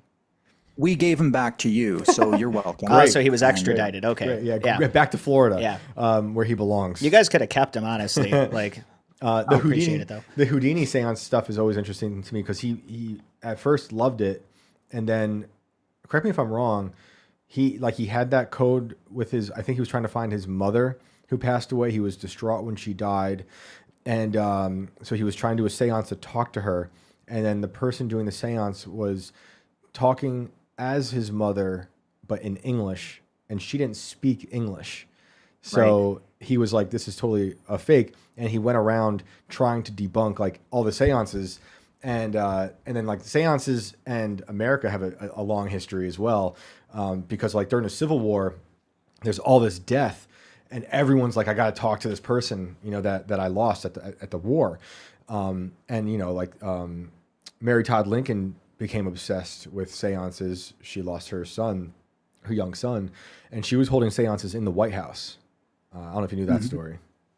Yeah, yeah, I heard of that, and just I wanted to speak just to one point because your show is so interesting and themed about the genetic modification. Back in 2017 and 18 and 19, I started getting. Actually, I should say 2019, I started getting some of the first cases in Canada, people who died from vaccine injury, and the way it was being shown to me in the reading was the spirit person just showed me a needle, and I was like, "Were they did they take drugs? There's a medication, something?" And the client goes, "I don't know. We never knew it. They said the heart gave out." It turns out later on, all these clients come back to me say they had the vaccine injury. Whoa. Yeah, and all the scientific testing that's been going on, I think like that's not the only time. You look at like what I was saying earlier with all the weird experiments we've done. The syphilis stuff is insane to me. The Tuskegee thing, I don't know if they actually gave them syphilis. I think they just came in with the syphilis and then they didn't tell the patients they had syphilis and watched them die slowly over generations of people. But yeah, that is wild. And the guy who I was talking to is a psychic medium. There's another question for you. He was a religious fella. He was Baptist, and he really did believe. But he had this, what he called it, like a curse at first, because he kept hearing from the dead. Now, people were saying, you're crazy. Some people were saying, hey, you're just a crazy guy. Other people were saying, if you really are doing that, then that's like heresy. Are you like are you spiritual at all? Like, do you view this through like a religious lens? Yeah, I'm a Christian. Okay. I'm a Christian. And when I turned to the church and my pastor for it, it got stronger. That's all I can tell you. And I really thought when I was younger, I was possessed. I had all kinds of terrible, and I was one of those goth kids in the 90s. Oh boy. Don't get me started on that. I was one of that. And I just, when I started to realize, this has been happening since I was young. I was having dreams that would come true. I was seeing my dead grandfather who I'd never met. I go into my story on my channel and all that, so I won't bore it with you now. But I was seeing all this information, and at first, when you're young and when you're a gifted psychic, and this goes to anybody listening, you're going to get a lot of scary things like death or a major life change, and the reason for that is because you're not attuned yet, and the things you'll see and that jump out to you are going to be the life events, like a birth or a death. And as I honed in and learned to meditate and channel properly and give the information to the people it belonged to, my anxiety levels dropped and went down. And I became more extrovert, whereas I used to be very sort of like a raw nerve in the world. And I used to call myself a lightning rod, But now that I give readings, it goes through me, not sticking to me. And that's something a lot of psychics or young people who have psychic ability need to know about. That if you use it in a proper way, it will in some sense heal you and it won't stick to you. What do you make of then in the Bible when it says like you shouldn't be like having a conversation with the dead? Like, do you think there's a misinterpretation? Because I forget which king it was that was speaking to the witch to raise the dead. But like, what's your take on that? Yeah, I think that on two levels. I think it's generally good for people not to seek out psychic mediums unless you really, really need them. I think there are too many fake ones in this field because it's not regulated yet. In Canada, the tax code for fortune teller is exactly the same one shared with prostitutes.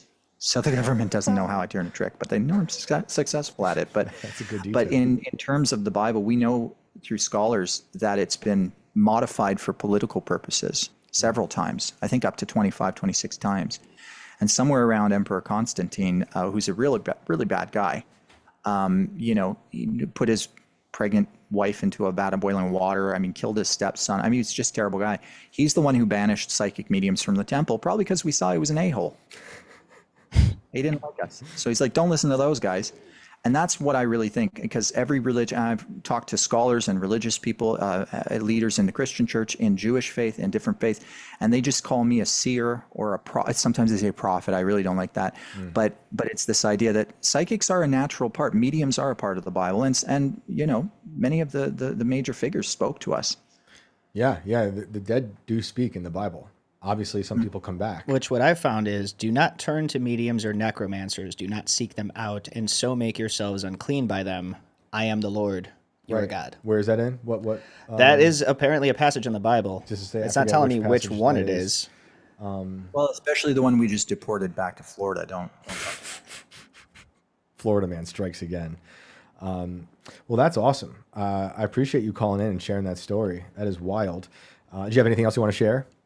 Well, I just love the show, guys. I'm a new fan, so I look forward to watching tomorrow. I appreciate it. Yeah, and you're happy to call back with some other stories when you got them. Thank you. And yeah, just switch off from the salmon. There's other stuff out there.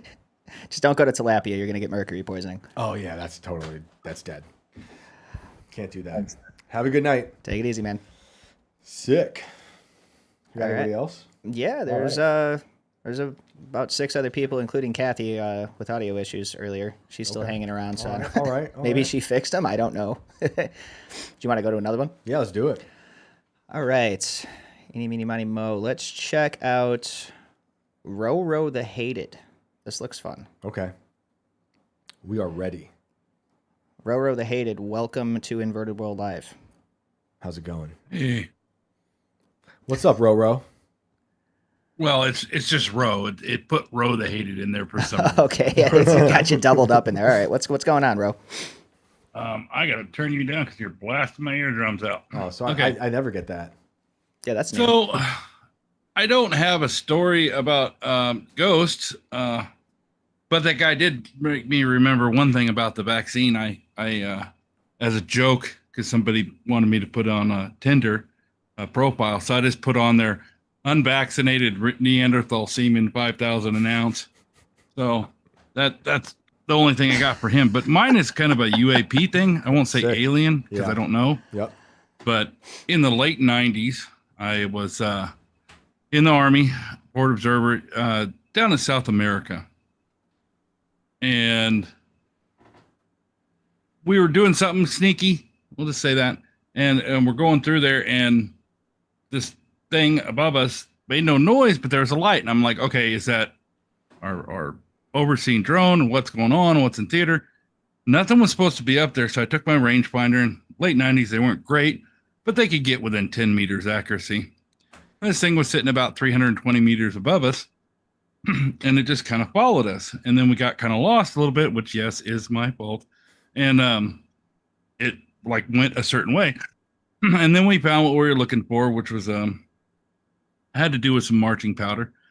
And it just hovered there for a while, kind of like it was directing us, right? So I kept watching it while we were doing our thing and, resting a few people. And it lowered down quite a bit. And I thought, for 320 meters, it looks awful big to be what we had for drones back then, which were basically small planes. And it wasn't loitering. It was just hovering, right? So I never did figure out what it was, but it's kind of one of those things where somebody says, hey, have you ever seen an alien? What's your experience? All that kind of stuff. I won't say it's anything like that. It could have been like technology wasn't, but I had top secret clearance, and I would think that if that was going to be in theater, I should have known about it. So, and then I talked to a lot of other FOs and other people in the theater. There's a lot of that crap in South America. Like, is that like kind of, I know you're kind of the everything's a conspiracy guy a little bit, but is that kind of like, are we seeing a lot more out of South America than what we see up here? Yeah, there's been a lot of stuff. There just last year there's a lot of stuff that appears like it's alien, and then it turns out to be like the Scooby-Doo thing where you take the mask off and it's just a person. Right. In Peru, there was a town recently that thought they were being attacked by aliens, so they went out to like hunt the whatever it was. They were like floating in the sky above the tree line, and it turned out to be a bunch of miners. M-I-N-E-R-S. I have to make that I was going to distinction. say that was not my family. No, not that kind of miner. Yeah. Miner, M-I-N-E-R, and they were like on jetpacks, and so that's all it was. And then you think about the those alien corpses from, was it also Peru, that they carted out in the Mexican government last year? Remember that? They look like cake. Yeah. It sounds like Anne Hesh. Yeah. It looked fake to me. But there is certainly a lot of weird stuff. So my gut always thinks like it's technology we don't know about. And it's our government taking their things for joyrides. We know about all the crazy stuff. I mean, we don't know about all the crazy stuff. We know about some of the crazy stuff that Lockheed Martin or Raytheon, Skunk Works, what they're making. And, you know, just because you have top clearance doesn't mean that there's just something above you that you just don't know. There's layers and layers above top secret. There's, you know, eyes only, all that kind of stuff. But I like to debunk some of them. I have in the past been privy to certain information. Like I said, in the late 90s when I was I've been out since 05. There was a big thing coming up in the paper a lot and all that kind of stuff of this stuff that was going on and being reports of. And I'm like, yeah, that's where they're testing what is now known as the B2. So the B2 got picked up as a UFO by so many people. It was ridiculous because they are absolutely terrifyingly large. Right. And you know, they're so high up, but they look like there's something small if it's dusk or something like that. So a lot of that is that, and it gets muddied with that. It's just like your previous caller was saying, something that has some little bit of craziness to the normie type stuff to it. Yep. If there's so much muddying with broad people and stuff, you can't hardly examine any legitimacy.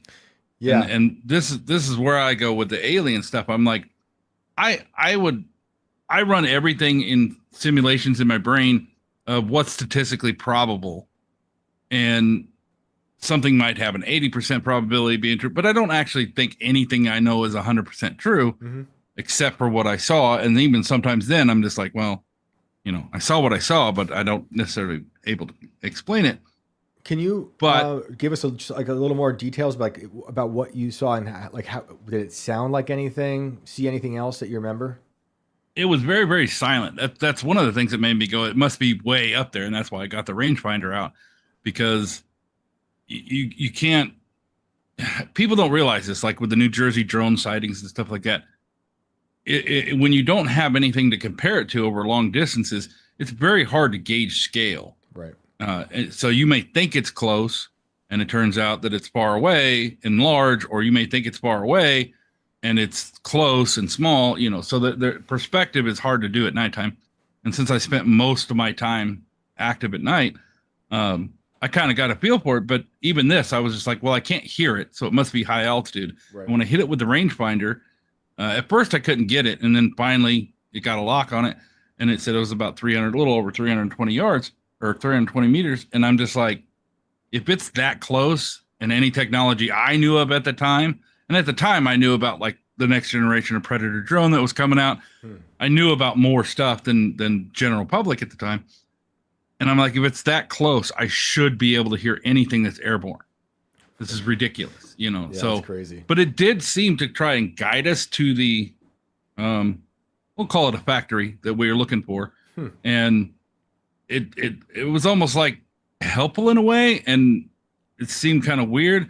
And then I'm thinking, you know, some, you know, CIA spook is driving this thing or something like that. But like I said, a lot more of the people in my community, so to speak, of the Army said that, you know, they saw stuff like that quite often while we were down there. In multiple countries that I did down there, it was like common knowledge with the people. Like a lot of times we would go down there and we'd be teaching the local government or law enforcement how to track these guys down, right? So, yeah, and we weren't doing anything, air quotes, but what they would do is put us up in the houses of those people. So we would just stay with the local people because, you know, we didn't really have any bases down there necessarily. Interesting. So they would talk to me a lot about that after that when I said, you know, yeah, I did see some weird stuff down here. What's that? You guys got some kind of, you know, kites, air balloons? What do you got? You know? And they're like, no, that's not us. We don't know what that is. It's just, we just call them visitors. Oh, wow. They just hang out. Yeah, that's interesting. And it did seem, and I'll be candid on this one, it did seem like the population down there believed it was non-human, but didn't necessarily believe it was alien. So it kind of goes towards the percentage I have of probability that we're not the first humans. We're not the first civilization, and a lot of stuff that we see is left over from the last one. Even if it's AI, you know, previous civilization's version of AI, going, hey, look, the monkeys are almost ready to do stuff again. And trying to help us out. So I don't know. I go 80 to 85% probability that's what we're seeing. Yeah, it's interesting. You know, I'm skeptical of my skepticism when it comes to this stuff because I am very skeptical of it. My gut says it's governments working on things, but I also know these things have appeared in the skies for millennia, and there's old paintings depicting some sort of UFO. But then you could say, to your point, your theory about like a ancient, breakaway type civilization that had a lot of technology, that they were just doing their thing back then as well. But something's going on, and a lot of the stuff that in America that people see, at least when it comes to like a lot of the congressional hearings they've been doing for UFOs, most of that stuff that they discuss is stuff that has been seen around military bases, which is always weird to me. It's like, why aren't they collecting and talking about all this other stuff that private people see? I don't know why they don't do that yet. I know they're trying to. NASA had that big conference about a year or two ago, basically telling everyone, like, please record the sky more often. That's what they said, so we can see what you're seeing. But a lot of the stuff is coming around military bases. And then the arguments are, is it something extraterrestrial or interdimensional studying us and studying our military? Or is it us just experimenting on our own people and seeing how they react to it? I don't know. Well, the common threads I hear are they've always been watching us, whatever they are. They've always been checking us out throughout history. Yep. But it really increased after we, in 45 when we split the atom there aggressively. Oh, and that made them go, okay, let's make sure the monkeys don't kill each other. Yeah. And then they started paying attention. However, I will say the reason that the government only really pays attention to the military bases and stuff like this and airplanes that catched up on telemetry and whatnot, I think that's because the government, it's its own source at that point. It doesn't have to believe the citizenry. And at that point, it's basically, that's what's most covered. Because, you can fly a drone across my little tiny town in Missouri and few people see it and nobody cares. Mm-hmm. But if I go down to Port Lawson or Port Leonard Wood, I'm not getting that drone on the base. Right. And that's an Army base. It's not an Air Force base. So, like, they are watched much heavier. They have more coverage for air defense. So, of course, most of our recordings and our telemetry is going to come towards military equipment, which, according to some people, the government can shave your beard from a satellite. So, I'm sure the tech that they have now, 20 years after I got out, is much better than what I had. And we could read a book from a satellite back then. So yeah. Coming from that like military world and also having had that UFO experience, what do you make of this idea that like UFOs were so taboo for so long, and now all of a sudden they've rebranded into UAPs? Now there's congressional hearings about it. People are talking about it. What do you make of that? Well, I mean, how moon landing didn't happen do you want me to get? I mean, yeah, perfect. Yes. It's a start. Yeah. There's by the way, I saw Tim tonight, and the moon landing, I think, happened. It just, we didn't see it. So there you go. Yeah. You said, I'm with you on that. It was all a simulation that they did before that they showed us. Do you think, like when it comes to them trying to like talk about it now, like it's not taboo and they're trying to sell us on extraterrestrials or interdimensional beings, what do you make of that change now and like the public's perception? I have a really boring take on that, and you're probably going to be like, "Oh, you're sad." No, let's hear it. The boring take on it that I have is basically when I went into it and I first noticed things that weren't supposed to be in theater and all that kind of stuff. They were like, "Yeah, don't worry about it." Especially like in the sandbox over in the Middle East, there's some stuff over there too, but they're just like, "Don't worry about it. It's probably CIA. It's probably spooks." But some people were very adamant that it wasn't, and that it was something we didn't know about, and it was scary.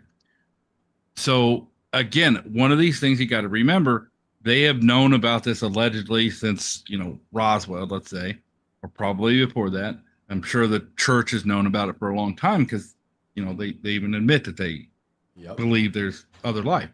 So, but the common consensus through governmental control agencies are basically, if we tell the average person, they'll lose their frickin' mind. So we got to start putting out stories like War of the Worlds. Look at what happened when that guy did that broadcast. You know, people actually started panicking, and, you know, it caused problems when the War of the Worlds was done on the radio back in the, what was that, 30s, 40s? And Orson Welles. The government's going, so they don't lose their mind. Let's start doing media that way. Let's start making movies about it. Let's normalize it. And then we'll start handing it out piecemeal so that they don't rise up and, you know, what do you call it? Jonestown themselves, you know? Right. Like you're saying, they don't want to cause a widespread existential meltdown amongst people. So they're slowly feeding us this information. And then I think even when it happens, if it happens, some sort of, I don't know, invasion might not be the right word, but them telling us that there are other species here, I feel like there's gonna be a lot of people, I'll probably be one of them, that won't even believe it if it comes from them. Well, sure. I mean, look at the stuff that comes out. Half the stuff that comes out right now, discrediting media might actually have been a part of going, let's discredit them. Yep. In the grand scheme of things, if there's some, you know, Rockefeller or somebody controlling all, let's discredit the media so that when they come out with the story, only a certain amount of people will believe it. And then eventually more and more people will come along. So we do it slowly because they still need us to dig ditches, right? Exactly. I think you're right about the discrediting of the media. Like, I think there's something to that. The way that everyone, I think it's good because the media sucks. Of it. But like, there is something to that where I wonder what the consequences will be when something crazy is happening and now no one believes it. That is, it's always in the back of my mind. Like, what is the evolution of that going to be? Because now everyone's like totally skeptical. And again, I like it, but I think they're going to use, if it wasn't pre-planned for them to do that, they will certainly use it against us at some point. Yeah. I mean, if city-sized spaceships parked over every major city on the planet, people would still be like, you know, that's not real. Like literally, if they lived in St. Louis, Missouri, and a giant ship was hovering over their city, they'd look up and go, oh, that's fake. They're projecting that with lasers. Well, it's interesting because they could do that with drones. Do the whole Jews thing, you know, and all they that. could totally do that with drones now. Like, you see the drone shows that they do overseas where they have just all of this stuff happening in the sky, and there's thousands and thousands of drones all programmed to fly sequentially. And not to get into a Spider-Man movie, but basically that would be my way of thinking is Mysterio, you know, the way that he projected these giant demons and stuff coming, and he made up a whole story about it. Like, if they really wanted to scare the hell out of us, you put a couple 100,000 of these things in the sky and you create those over every city, and people think that we are being taken over. People panic, run, the streets are on fire. Like, we would burn ourselves down just thinking that they were going to burn us down. Oh yeah. Wouldn't be hard. Yep. I mean, it's kind of I would sit at my apartment window and eat popcorn. But, I would probably join you. I'm not lying. Yeah. But I do have a friend in Texas who's an electrical engineer by trade and went into this company, and they have built a fleet of drones. I'm not kidding you. It's like 5,000 drones can fly at once, and they become pixels in a giant screen. He can project a movie sitting at about 100 feet in the air, and you're looking at like what looks like a half a mile wide screen to watch a movie, and it can play a short movie because they don't fly for very long. But that's like, when they get the perspective right, they can make it look like 1080p video in the sky. Wow. So Project Bluebeam. The fact that they're, well, which by the way, I immediately go to, it's America. People are going to buy this kit when they can afford it, and we're just going to see giant boobs in the sky because it's all porn. I'm all for that, brother. Lily Phillips is going to do a drone display now. Great. Everyone gets screwed. Fantastic. But anyway, that's kind of my take on it. I do think it's anywhere from 80 to 85% that we're talking about previous civilizations, and like the Noah story, and a lot of it ties into the Bible as far as like Revelations and stuff. When you, like, one of the things I do with a friend of mine that's a pastor at a church, he sits me down with the youth group and he has me give him this speech. We talk about the Book of Revelations, there's what giant locusts with the face of men, and and I'm like, that's a helicopter. Like literally, the little boy is a giant bubble that flies. If you don't know what that is, it could look like a big locust, and the face of men because there's a pilot sitting in the front bubble. Pillars of fire, those are nukes. Chariots, those are the jets that we have. Like literally everything is explainable in modern terms. Yep. That's in there, down to Noah's the Great Flood. Everybody on the planet, every civilization on the planet has had a flood theory. Yep. So I think this stuff has happened multiple times, possibly with the inversion, magnetic inversion, and all that kind of stuff. That it's happened several times, and we just keep starting over. And these are sea dwelling or dimensional, extra dimensional dwelling, previous iterations of humans. Whether we look the same or not doesn't matter. It's just they're humans. We are just adapted to the latest ice age is why we look the way we do. Yeah, there's something going on. Boring. No, I don't think that's boring at all. I think you're onto something. I'm not totally sold yet on ancient civilizations. Well, I am to a certain degree. I have more of a literal sense of reading the Bible and the age of the earth and stuff. But I also know that there is a lot of stuff we don't know about human history and ancient civilizations and technology that has been lost or maybe saved and kept away from us. And under whatever's going on in the ocean, like we don't know anything.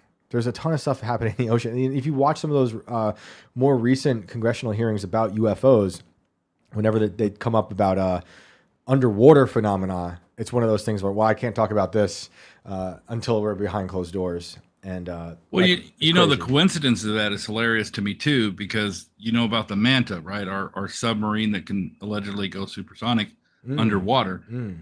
I don't. And this is something technology is supposed to be innovative, yet there's these stories about us seeing these things already. So like, is it the whole we are releasing stuff that's 2, 3, 4, 5 years behind what's really there just to get people ready for this new technology? What is it? Or is it we found something and we're reverse engineering it, and that's where the Manta comes from? So I love it. Like I said, I don't know. But my biggest thing about everybody, like everybody in chat and all these people, like, what do you think you're going to be able to do about it? Like right now, me as a nobody in a flyover state, is there anything? Why do I need to be upset about it? First of all, if somebody was going to be bad about us, like the alien invasion, so to speak, like I would be one of the last people because nobody cares about the flyover states. So what am I going to do about it other than share what little bit of information I have? And that's basically everybody can do. It's kind of like that whole thing I talk about, your national, federal level elections don't matter as much to you, the individual, as your local mayor or your local governor. Yep. Something like that matters more, judges, that sort of thing. And if everybody got in line with what they wanted with their local government, then it would automatically filter up to the federal. Same thing here. If everybody got in the mindset of like, let's be skeptical, but let's look at it and quit putting a stigma on everything, Yep. And just think for yourself. Yep. That's a great point, and totally agree about local politics. I mean, we saw that during COVID. If your local politicians were helping you out, they acted as an actual shield against a lot of the depravity that the federal government was unleashing on people. So 100%. I appreciate you calling in. That was incredible. Yeah. Have a great night, man. Take it easy, Rob. Yeah, you too. Thank you. And I'll keep an eye on your show. I didn't know what was going on. So sick. I appreciate that. It'll be on my list now. Thank you. Cool. Thanks for watching, man. All right. We'll see you. Sick. Before we bring in, we still have some other callers. We still got a few people hanging out if you want to do one more. Yeah, I just want to say one quick thing that he was reminding me of that I thought about earlier, actually, when it comes to H.W. Bush and Jimmy Carter. Jimmy Carter, when he was campaigning to be governor of Georgia, some of you might know this story, he saw a UFO above some like Knights of Columbus or one of those types of places where politicians go. And he was like moving above the tree line, and it really freaked him out. And when he was running for president, he ran on like, I'm going to disclose UFOs, whatever's going on. Cause this is like post Project Blue Book and stuff. and he was like, I think it was post Project Blue Book. And he wants to. I'm going to release everything. And the story goes, when he got in, he told HW, who was running the CIA, I want everything. And he was told like explicitly, no, don't even talk about it anymore. Now there's nothing confirming that story, but he stopped talking about aliens after that. And he did quite a bit talk about it until much later in his life, after his failed presidency. He was like, he wrote a poem to aliens that was sent into space. Allegedly it was on the Voyager spaceship. And, yeah, he was a weird guy on UFOs. And when he was running for president, he was campaigning against Ford, I want to say. I believe it was Ford. But whoever he was campaigning against also saw a UFO. Also, well, he had UFO issues in his state. And at first, people were downplaying all the UFO encounters people were having. And he took it seriously at a certain point, and then he had issues, and he's like, I don't know. So we had, at a certain point, we had 2 people running for president who were really interested in UFOs. You don't hear about it much. Like, I don't think Trump's that interested in it, but you do hear that. Like, you've heard Clinton has been on talk shows like Kimmel or something talking about UFOs. Obama's talked about it. Something's going on for sure. But I'm with the last caller. Like, I don't really know exactly what it is, but something's up. But yeah, let's bring another caller. Yeah. So we've also got, that I'm just finding out about now, we did actually have a super chat in here that I want to read really quick. Sweet. This is off YouTube from a man named Essay, I believe. Sorry if I said that wrong, but it sounds cool. Change is always crazy, but I love what you guys have been doing here. Hope the new schedule works out. I'm open to suggestions for what to put on Sunday nights now. Going to keep catching this on the following morning. Shit's sick as hell. Sick. Thanks. Thank you. Appreciate that, man. We loved our Sunday night spot. It was awesome, but we're stoked to do this during the week now. And take over this late night spooky hour. It's fun. The callers have been great so far. You guys have been awesome. I don't have any recommendations. I don't know what's even out anymore for Sunday nights. I honestly don't know. Sunday is usually my night to just sleep. So you got me on that. Sunday night used to be like a night where like there was an awesome show on. Like that Renaissance era of TV, like for our age close group, out your week on a high True note. Detective, Boardwalk Empire, Mad Men type. I used to stuff. love Boardwalk. Boardwalk was awesome. Boardwalk was that was an amazing show. I love that show. Great show. Richard Harrow. That was like one of my favorite characters. The guy with half a face. Yeah, I think that was his name. Love that character. Great character arc. So good. But like that doesn't exist anymore because it's fractured so much. There's not really one show everyone like coalesces around culturally to enjoy together like we used to. Like you talked about Game of Thrones earlier. That might have been one of the last real shows, and that ending was, I don't know how you felt. That ending was trash. I hated that ending. We don't have enough time left tonight to get into how I felt about the ending. Tomorrow on Inverted World Live. I will say that I do feel that with the way that things transgress throughout the show, the way the characters met their ultimate finalities and things like that, and the way that it all tied to the way that their families and their bloodlines have lived, it ended the way that it was probably supposed to. Terribly? I also think that they probably just kind of shortchanged us a little bit for that ending, because that season was already short, but everything kicked total ass up until we got to that point. Yeah, so there was some great TV. I shared the disappointment. Shows. And I saw the reading, and I saw, Kit's face when he read how they ended it, and it was just like, okay, this kind of sucks. But like when it came to it, it was almost like it needed to happen. You just didn't see enough of, the dragon in, her personality or the way anything happened. Spoiler alert, until her friend died. It was like someone else wrote the ending. It really was. Because there was the Battle of the Bastards. Was that like second to last season? Yeah. Maybe. That was a great episode. The Red Wedding was crazy episode. Like there were really great moments. Blackwater was amazing. Yep. That scene, I think about the scene a lot when Cersei, that opening scene where she's like had plotted to just kill everyone with the bombs and stuff, and like the little birdies are running through the tunnels and telling everyone. Yep. Also, she goes to the window. She's kind of just standing there watching. Spoiler alerts, everybody, if you haven't seen the show. If you haven't, though, get off your Welcome ass. to Inverted World Live, where we spoil your favorite show you haven't seen yet. It's over 10 years old now, I think. So let's, Yeah. And this is how Cheers ends. But I love that show. Just up until the end, it was terrible. So real quick, too, we also got one from Thinker for Life here. Psychics get their visions from demons There's a way to prove that God's real. If you want to hear, I will rant the step-by-step directions anyone can go through to feel for themselves. Just say yes. Sick. Yeah, I love that conversation about demons and the dead. My friend AK Kamara, who's been on this show, texted me while we were listening to the psychic, and he reminded me what I was talking about from the Bible was King Saul, the witch of Endor or Endora. I forget. I thought it was Endor, but Endor might be something else completely. But that's what I was thinking of. They talk to the dead. They consult the dead. I tend to be like, I don't know. I don't think we should talk to the dead.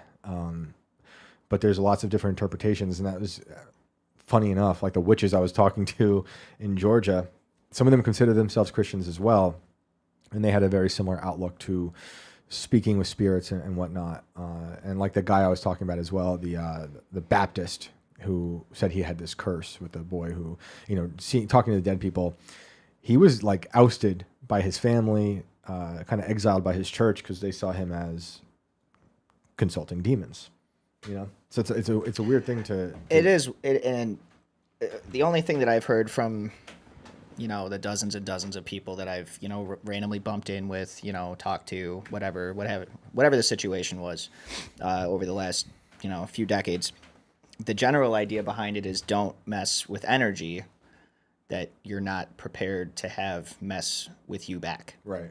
Yeah. Because just the act of doing something is enough to generate, that kind of a flow with the universe. I do believe that. Mm-hmm. I'm not a very religious person. Yep. I usually try to seek the truth through science and things like that, but it's hard to not recognize something, when these coincidences and these paranormal things happen. Oh yeah. There's some people who I think it might just be in their minds, and maybe fear has put an image in their head that they interpret as something paranormal, but there's certain things that happen that you just can't explain away with anything. And, I've experienced those things. There's people around here that have experienced those things. We are broadcasting live from a very old haunted, crazy house. The attic in this, right above us, right above our head, the attic is severely haunted according to multiple witness. We were in this house before any work was done on it, and Tim was like, okay, you guys can have this, work out of this house. I'm like, all right, cool. I'm from an old house. I grew up in a house that was built in the 1700s, so I'm like, I'm with it. I like the old houses. They have a lot of issues. Have you been to the graveyard? I have been in the graveyard. Yeah, I was reading that there's a graveyard here. Yep. Very, very old, couple hundred years old almost. And it makes me think that maybe these people were the pioneers of this place. And I won't disclose the family name, but the entire family is buried on a hill. Yep. A couple clicks that way. That's the dream. And I was reading some of the tombstones, and it was crazy. I think the patriarch of the family lived to be somewhere in his 60s. I want to say maybe like 67. And on his tombstone, they actually carved in 3 exclamation points after the number 67 because they could not believe that someone lived that long. No way. 67 in that time, you were seen as like you lived 2 lives. You get people dying in their 30s and stuff back then, and that was normal. That was the age expectancy. Yeah. It's a crazy little graveyard. But there are also, I think, a couple of infants buried there, from what I saw. That did not make it longer than a couple of months, and they have their little tiny tombstones too, and it's real sad. But it makes me wonder if, when they died, if those children were born in this house, if they died in this house, and if anyone else died in this house, you're assuming half the family probably did. I'm sure. There wasn't a lot of places to go back then. Charlestown. Yeah, the doctor would come to you. I assume that about the house I grew up in. I know people died in that house, and so when we came here, before any work had been done to it, we were just walking around. I went to the attic. And so now it's all torn apart and looks nice, like it's a proper attic. But when I went up there, I found there's these old closets, and they were just covered in scratch marks. Some animal, I assume. Fantastic. Just covered in scratch marks. And then there was little things left over from the previous owners, and one of them was a little jewel case, like a pillbox, and it had a bunch of human teeth inside of it. Somewhere I have a picture of that. That's not creepy at all. No. That's completely normal. I was a furniture mover for like 10 years, and we drive a box truck around the tri-state area up in New York and Connecticut, Jersey, and whatnot. And typically, we did it for an auction gallery, so it was typically we'd go to a dead person's house. So I was in a dead person's house like every day for like years, and you kind of come across that kind of stuff. Some people like to hold on to hair, like locks of hair. That I do not understand. Dude, that is crazy. Like I get if you cut your kid's hair, you know, and it was their first haircut and you want to keep it. You know, my mom was like that. She still has my first rat tail laying around somewhere. Rat in tail? the mothballs. Yeah, I had a rat tail. Woo-wee. Yeah. Good for you. I got screwed with pretty big for that back in the day. Buck teeth, the whole 9 yards. I was terrible. But yeah, she kept that. I mean, I've got a few of my teeth too, but they were because she made me take them. So, you know. Yeah, the teeth are interesting. And there was a thing we would see a lot of, like from Victorian times. People would keep lots of locks of hair and then weave them into designs and frame it. So we'd see these, like a bunch of hair hanging on people's walls. According to our buddy Kellen here too as well, he just sent me a text saying that there's a secret room in the basement. Shout out Kellen. Yes, this is true. And that he heard a child's voice go, "Hey," the first night he worked out of this house. Kellen doesn't lie about a lot of things at all, man. Kellen's pretty straightforward, truth-telling dude. So if he's telling me he heard a kid's voice say "hey" in the basement, I'm not gonna deny that. Yeah, the basement is really strange. They haven't done much work down there, so it's pretty much how it was when I first saw it. And there is like a basement that's an unfinished basement, very old. It's like feels like a mausoleum, and damp, it's damp and dark. But there's this like wall at the far end of the basement when you walk down the old stairs, and there's a hole in that wall, like a person-sized hole. Just like it was like there was a wall, and someone took a sledgehammer and broke it apart so you could walk through it. We have to kind of crouch. Stuff a body into it. Well, yes. And you go in. When I first saw it, I went in, and it was like flooded. It was covered in water, and there was an old workbench with some weird tools, and like just a pair of rain boots in the water. And like this is some kind of very like I know killer, what you did last summer. Killer's lair. Yeah, very strange. Those boots might be there as we speak, moving around. I might go look for this on the way out of here tonight. Yeah. We filmed a music video in here for one of Tim's music videos. This confirmed in chat. This is the music video house right there. You heard it first. And I was Kent was recording that video. I was like trying so hard, like Kent, we got to do the basement. Kent was just like not feeling it, but. I thought it would be good. It'd be good for the story. It was a dark music video, but maybe sometime soon we'll go down there. Maybe one day we'll do a whole show from the basement. We'll have to do a portable studio down there. We're going to, I was going to say it's going to take us a few days to set up, so we'll have to do it over the weekend to get things down there, but I would be down to do this in the event that we could pick up some kind of noise on the mics. Yeah, it's super weird. And, there's a lot of weird insects down there, but I'm down. We'll do it. Let's do it. I'm down. You got any other callers? There's a couple people hanging around. If you want to try to take one more, we got a couple minutes. Yeah, hey guys. So I wish we could take all of you, but maybe we'll take one more. And if you guys who don't get in tonight, if you tune back in tomorrow, we'll get you in. But I'd love to get one more for the night. All right, let's go. Poor Kathy is still in here, and I don't know if her audio works or not. But in the interest of fairness, let's bring her back and just see if maybe she's got something to say here. Kathy, can you hear us? Kathy. Oh, poor Kathy. Kathy, are you there? I feel terrible. All right, Kathy, if you can hear us, try to call back for the next show. We'll see if we can get you in, all right? Definitely.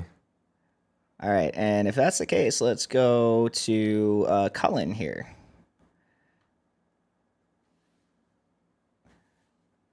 And Cullen, you are live on Inverted World. How you doing? Hey, what up, pimps? What's up? How are you? Good. How are you guys? We're good. Chilling, We're good. man. Thanks for calling in. What's going on? You got a story for us? Is my mic okay? Yeah. Yeah, we can hear you. Okay, cool. So I don't have like an actual story like the other guys. Okay. It's more of just a collection of small stuff, if that's okay. Yeah, let's hear it. Okay, so I'll tell them in order through my life as it happened. So around 2006, I would be 11. Me and my buddy one night were outside, and this is an alien story. Cool. And so we look up in the sky. It's like 11 midnight around there in this small coal mine town. So there's not many street lights. It's pretty dark out. And this, I'm going to describe it the way I saw it. So I don't want to lead on to what you think it is. So imagine the night sky. So you see the stars, and then you see this image slowly pass over. And it's like really long. It's like the size of a Walmart. That's how long it is. And it looks like the stars. All the stars at once are moving through the night sky. Now, the shape of the image looks like, if you've seen Star Wars, it looks like Snoke's super Star Destroyer, the Supremacy or whatever. Yeah. Yep. And it's that boomerang corner ship.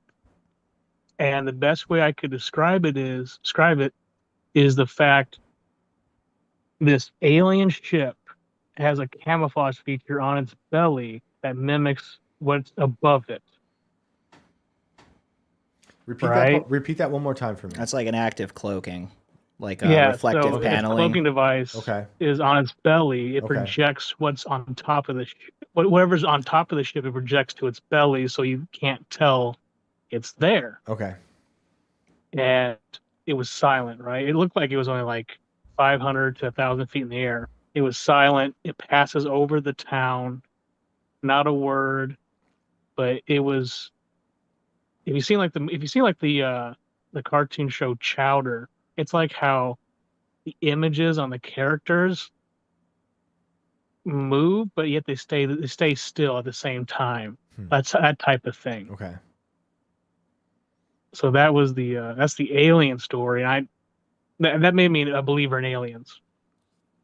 Was anyone else with you? Yeah, just me. It was me and my friend. We were like 11. And when it happened, were you guys? Were you talking about it as it was happening, or were you stunned and then you talked about it? We were just quiet, staring at it. Once it got like a little bit out of view, we asked if we saw it, and we agreed. And we just never brought it up again. But I always like telling it to other people. Yeah, it's crazy.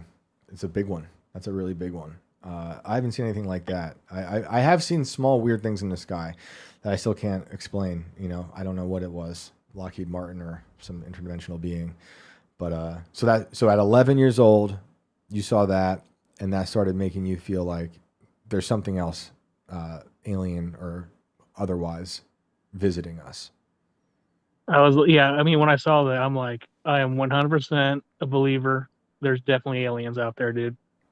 Did you see anything else when it comes to that, like, as you got older? In that moment, no, I've never seen anything else alien related. I chalk most of my stuff up to satellites.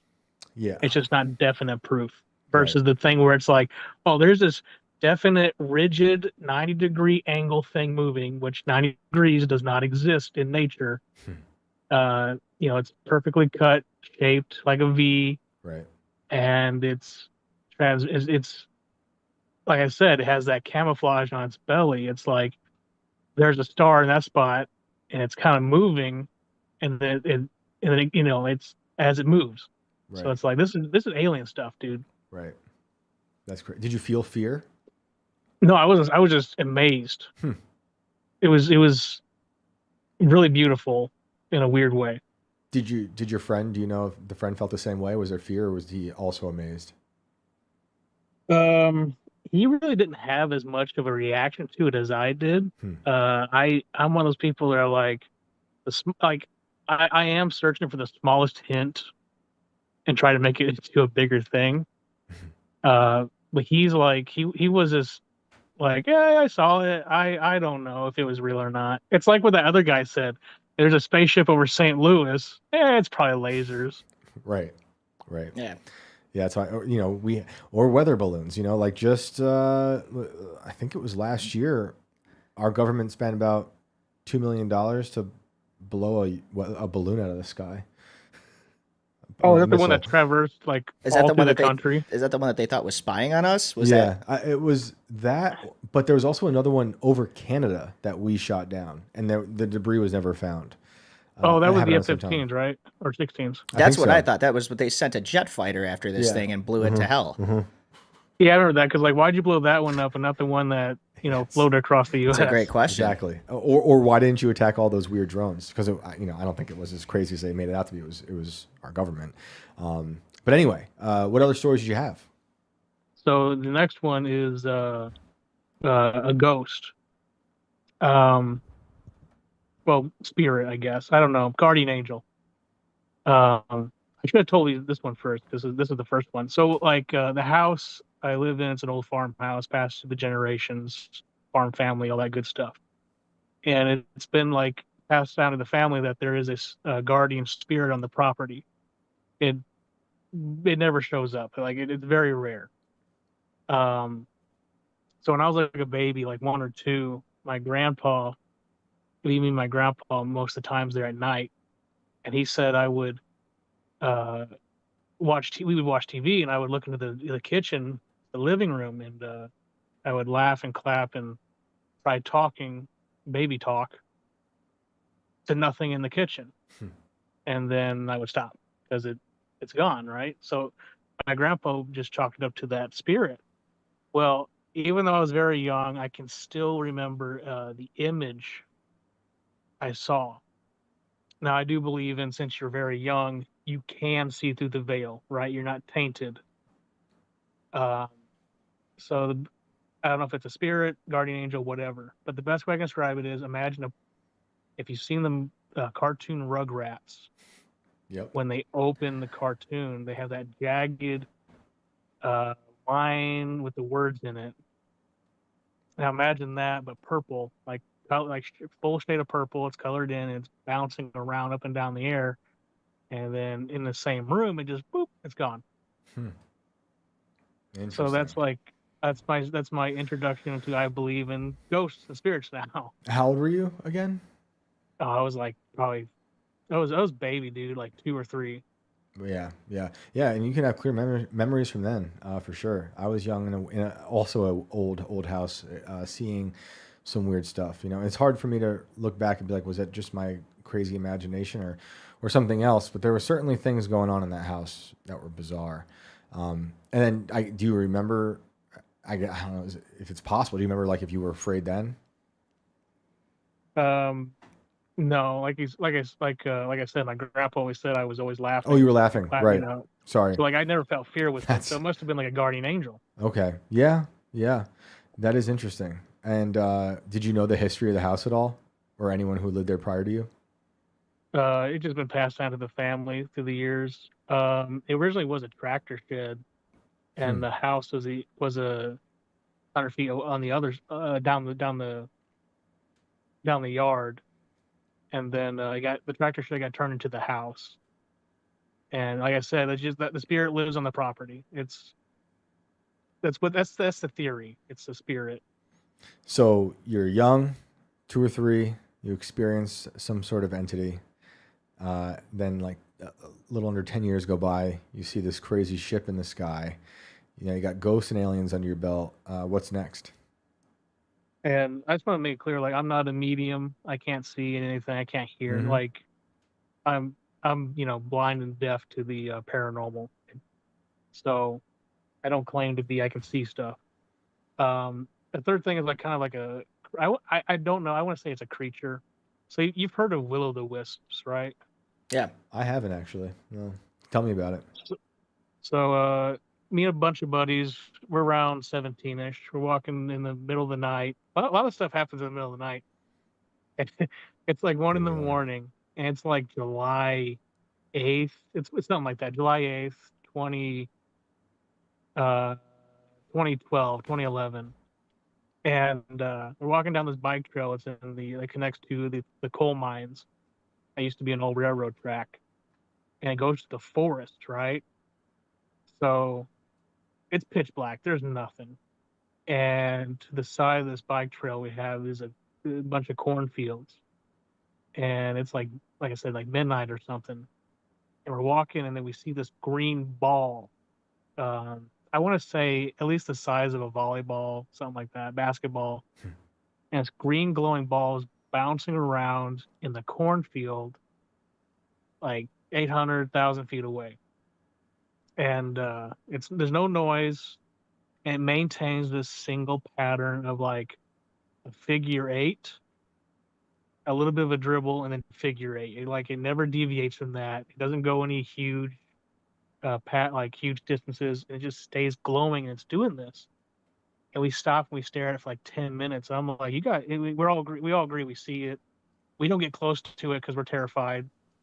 We don't go find out what it was. I tell my grandpa, and he's like, it was probably swamp gas, or why didn't you go look at it? Go up to it. It's the Men in Black we didn't version, want to yeah. die. Right. But that's my only monster thing. I really don't believe in monsters too much, but like I will say that is the weirdest thing I've ever seen besides the alien ship. Yeah, I've seen orbs for sure in real life. I saw a green orb actually too. I don't know what that was. And the swamp gas thing is hilarious because that was actually one of the things I believe was told to Ford to when he was I forget what he was governor. They were like, "Oh, the UFOs that your people are seeing, it's just swamp gas." That was a big thing. Light reflected off Mars into some swamp gas, and and then Will Smith takes a picture of you really quick, and you don't remember anything and wake up in your house. Yeah, well, I think monsters. There's monsters out there for sure. I don't know if they're orbs or not, but people are certainly monsters. Yeah, I always think of the great book, The Odyssey. He fights all those monsters, but the true monsters at the end of the story are the people, and he fights them. Hear, hear. But I really appreciate you calling and sharing these stories with us. I appreciate letting me tell them. That's all I got. I want to say you guys should see if you can collab with Belief Hole because they do this type of stuff too. What was the name?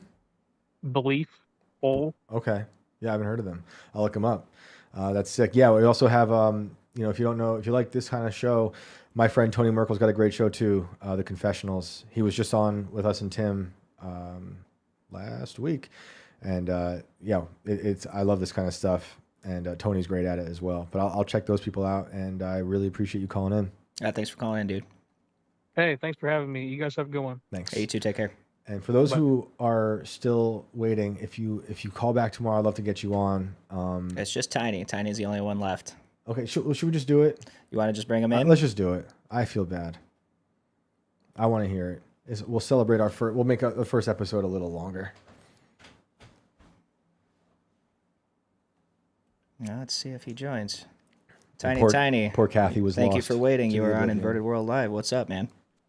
Hey, how's it going, guys? It's going. Chilling. How are you? Not too bad, not too bad. So I don't have any kind of paranormal stories or anything like that necessarily. But how much do you guys know about Fort Detrick in Frederick? Little bits. Yeah, I was just talking about it earlier. That's where the anthrax was from. Yeah. That was being sent around. I forget when that was, 2000s at some point. Yeah, that's correct. It supposedly Detrick at the time had that only strain that was known at the time. So I was a fireman in Frederick City for almost 15 years and ran third due into Fort Detrick. Wow. That place is nasty, bro. How so? Nasty. Like how so?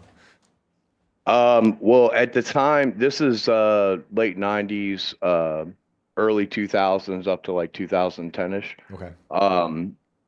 At the time, Detrick was one of only a handful of, I believe it was a level 5 laboratory at the time. Mm-hmm. And they dealt with, again, like Ebola, anthrax. Detrick is actually Fauci's playground. Oh, great. Wonderful. The devil's playground, you say? Yeah, so he has an office at Detrick, or it did at the time.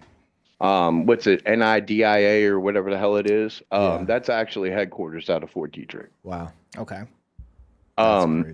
There's been a whole lot of stuff. There's actually during Shane's gonna know about this. I can't think of the guy's name, but during like the LSD trials and stuff like that, the scientist or he was a scientist that he supposedly jumped out of a window of a high-rise motel or hotel in New York City. Yeah. His family was told it was a suicide. Yeah. But it wasn't. Yeah, correct. He's from Frederick. He was a scientist at Fort Detrick. Oh man, that's crazy. Yeah. That makes things a little more complicated, huh? Yeah. 'Cause you're right. A lot of those weird early MK Ultra experiments were happening out in the Maryland, like West Virginia area. Yes, correct. And matter of fact, they took him up to Deep Creek Lake just prior to him committing suicide, allegedly, in New York City. His son actually still lives in Frederick. You might want to try to reach out to him. I'll look up his name and get it to you. His son had a lot to do with actually like exonerating the alleged suicide, because he was thrown out of the building, or he was on a psychotic break. From the outside. You're right. Actually, it was his son that pursued it. It wasn't his wife that did it. It was his son pursued it in his I mean, probably like 40s, 50s. Yeah, you're right. And then real quick before you go on, I just want to say, because you're bringing this like full circle, the whole episode, I talked about magicians and the CIA. I'm pretty sure it was that guy that jumped, or whatever happened out, he died out of the building, out of the window. On his possession, they found one of the John Mulholland like cards, and John Mulholland was the magician who was mentored by Houdini. That's a little fun fact out there. Yeah, that's interesting. I didn't know that. That is rather interesting. Yeah. And then I mean, if you want to continue to talk about Detrick, you can. I don't know if there's anything else specifically. I mean, there was always a lot of rumors. On Tuesdays is when they burnt the monkeys. What? Continue. So Detrick does a lot of animal testing, man. I mean, like I said, it's a massive laboratory. There's also a National Cancer Research Center that's in there that does a lot of nasty shit. But yeah, Tuesdays was the day that they burnt the monkeys. At least that's what everybody said. But on Tuesdays, man, it smelled like burnt SpaghettiOs when you went down Rosemont Avenue. We are 16 minutes into Tuesday on the East Coast. Dude. But yeah, and there was always rumors and stuff. You'd hear guys talking about the 3-headed pigeons or 2-headed squirrels. I mean, I never personally saw any shit like that, I can attest to the fact that there was definitely animals there, because at one point in time in probably the late 90s or maybe 2000, the National Cancer Research Center at Fort Detrick, the roof burned off of it. And we went to like 3 alarms in that fire. And we actually were physically restraining and fighting the researchers because they were trying to go in and free the animals from their enclosures and stuff. And I mean, I personally walked past rooms with biohazard symbols and shit on them, and do not enter without appropriate PPE. Now it could have just been like, hey, these things are infected with cancer, right? Or something. I don't. Right. But I mean, who the hell knows? I just know that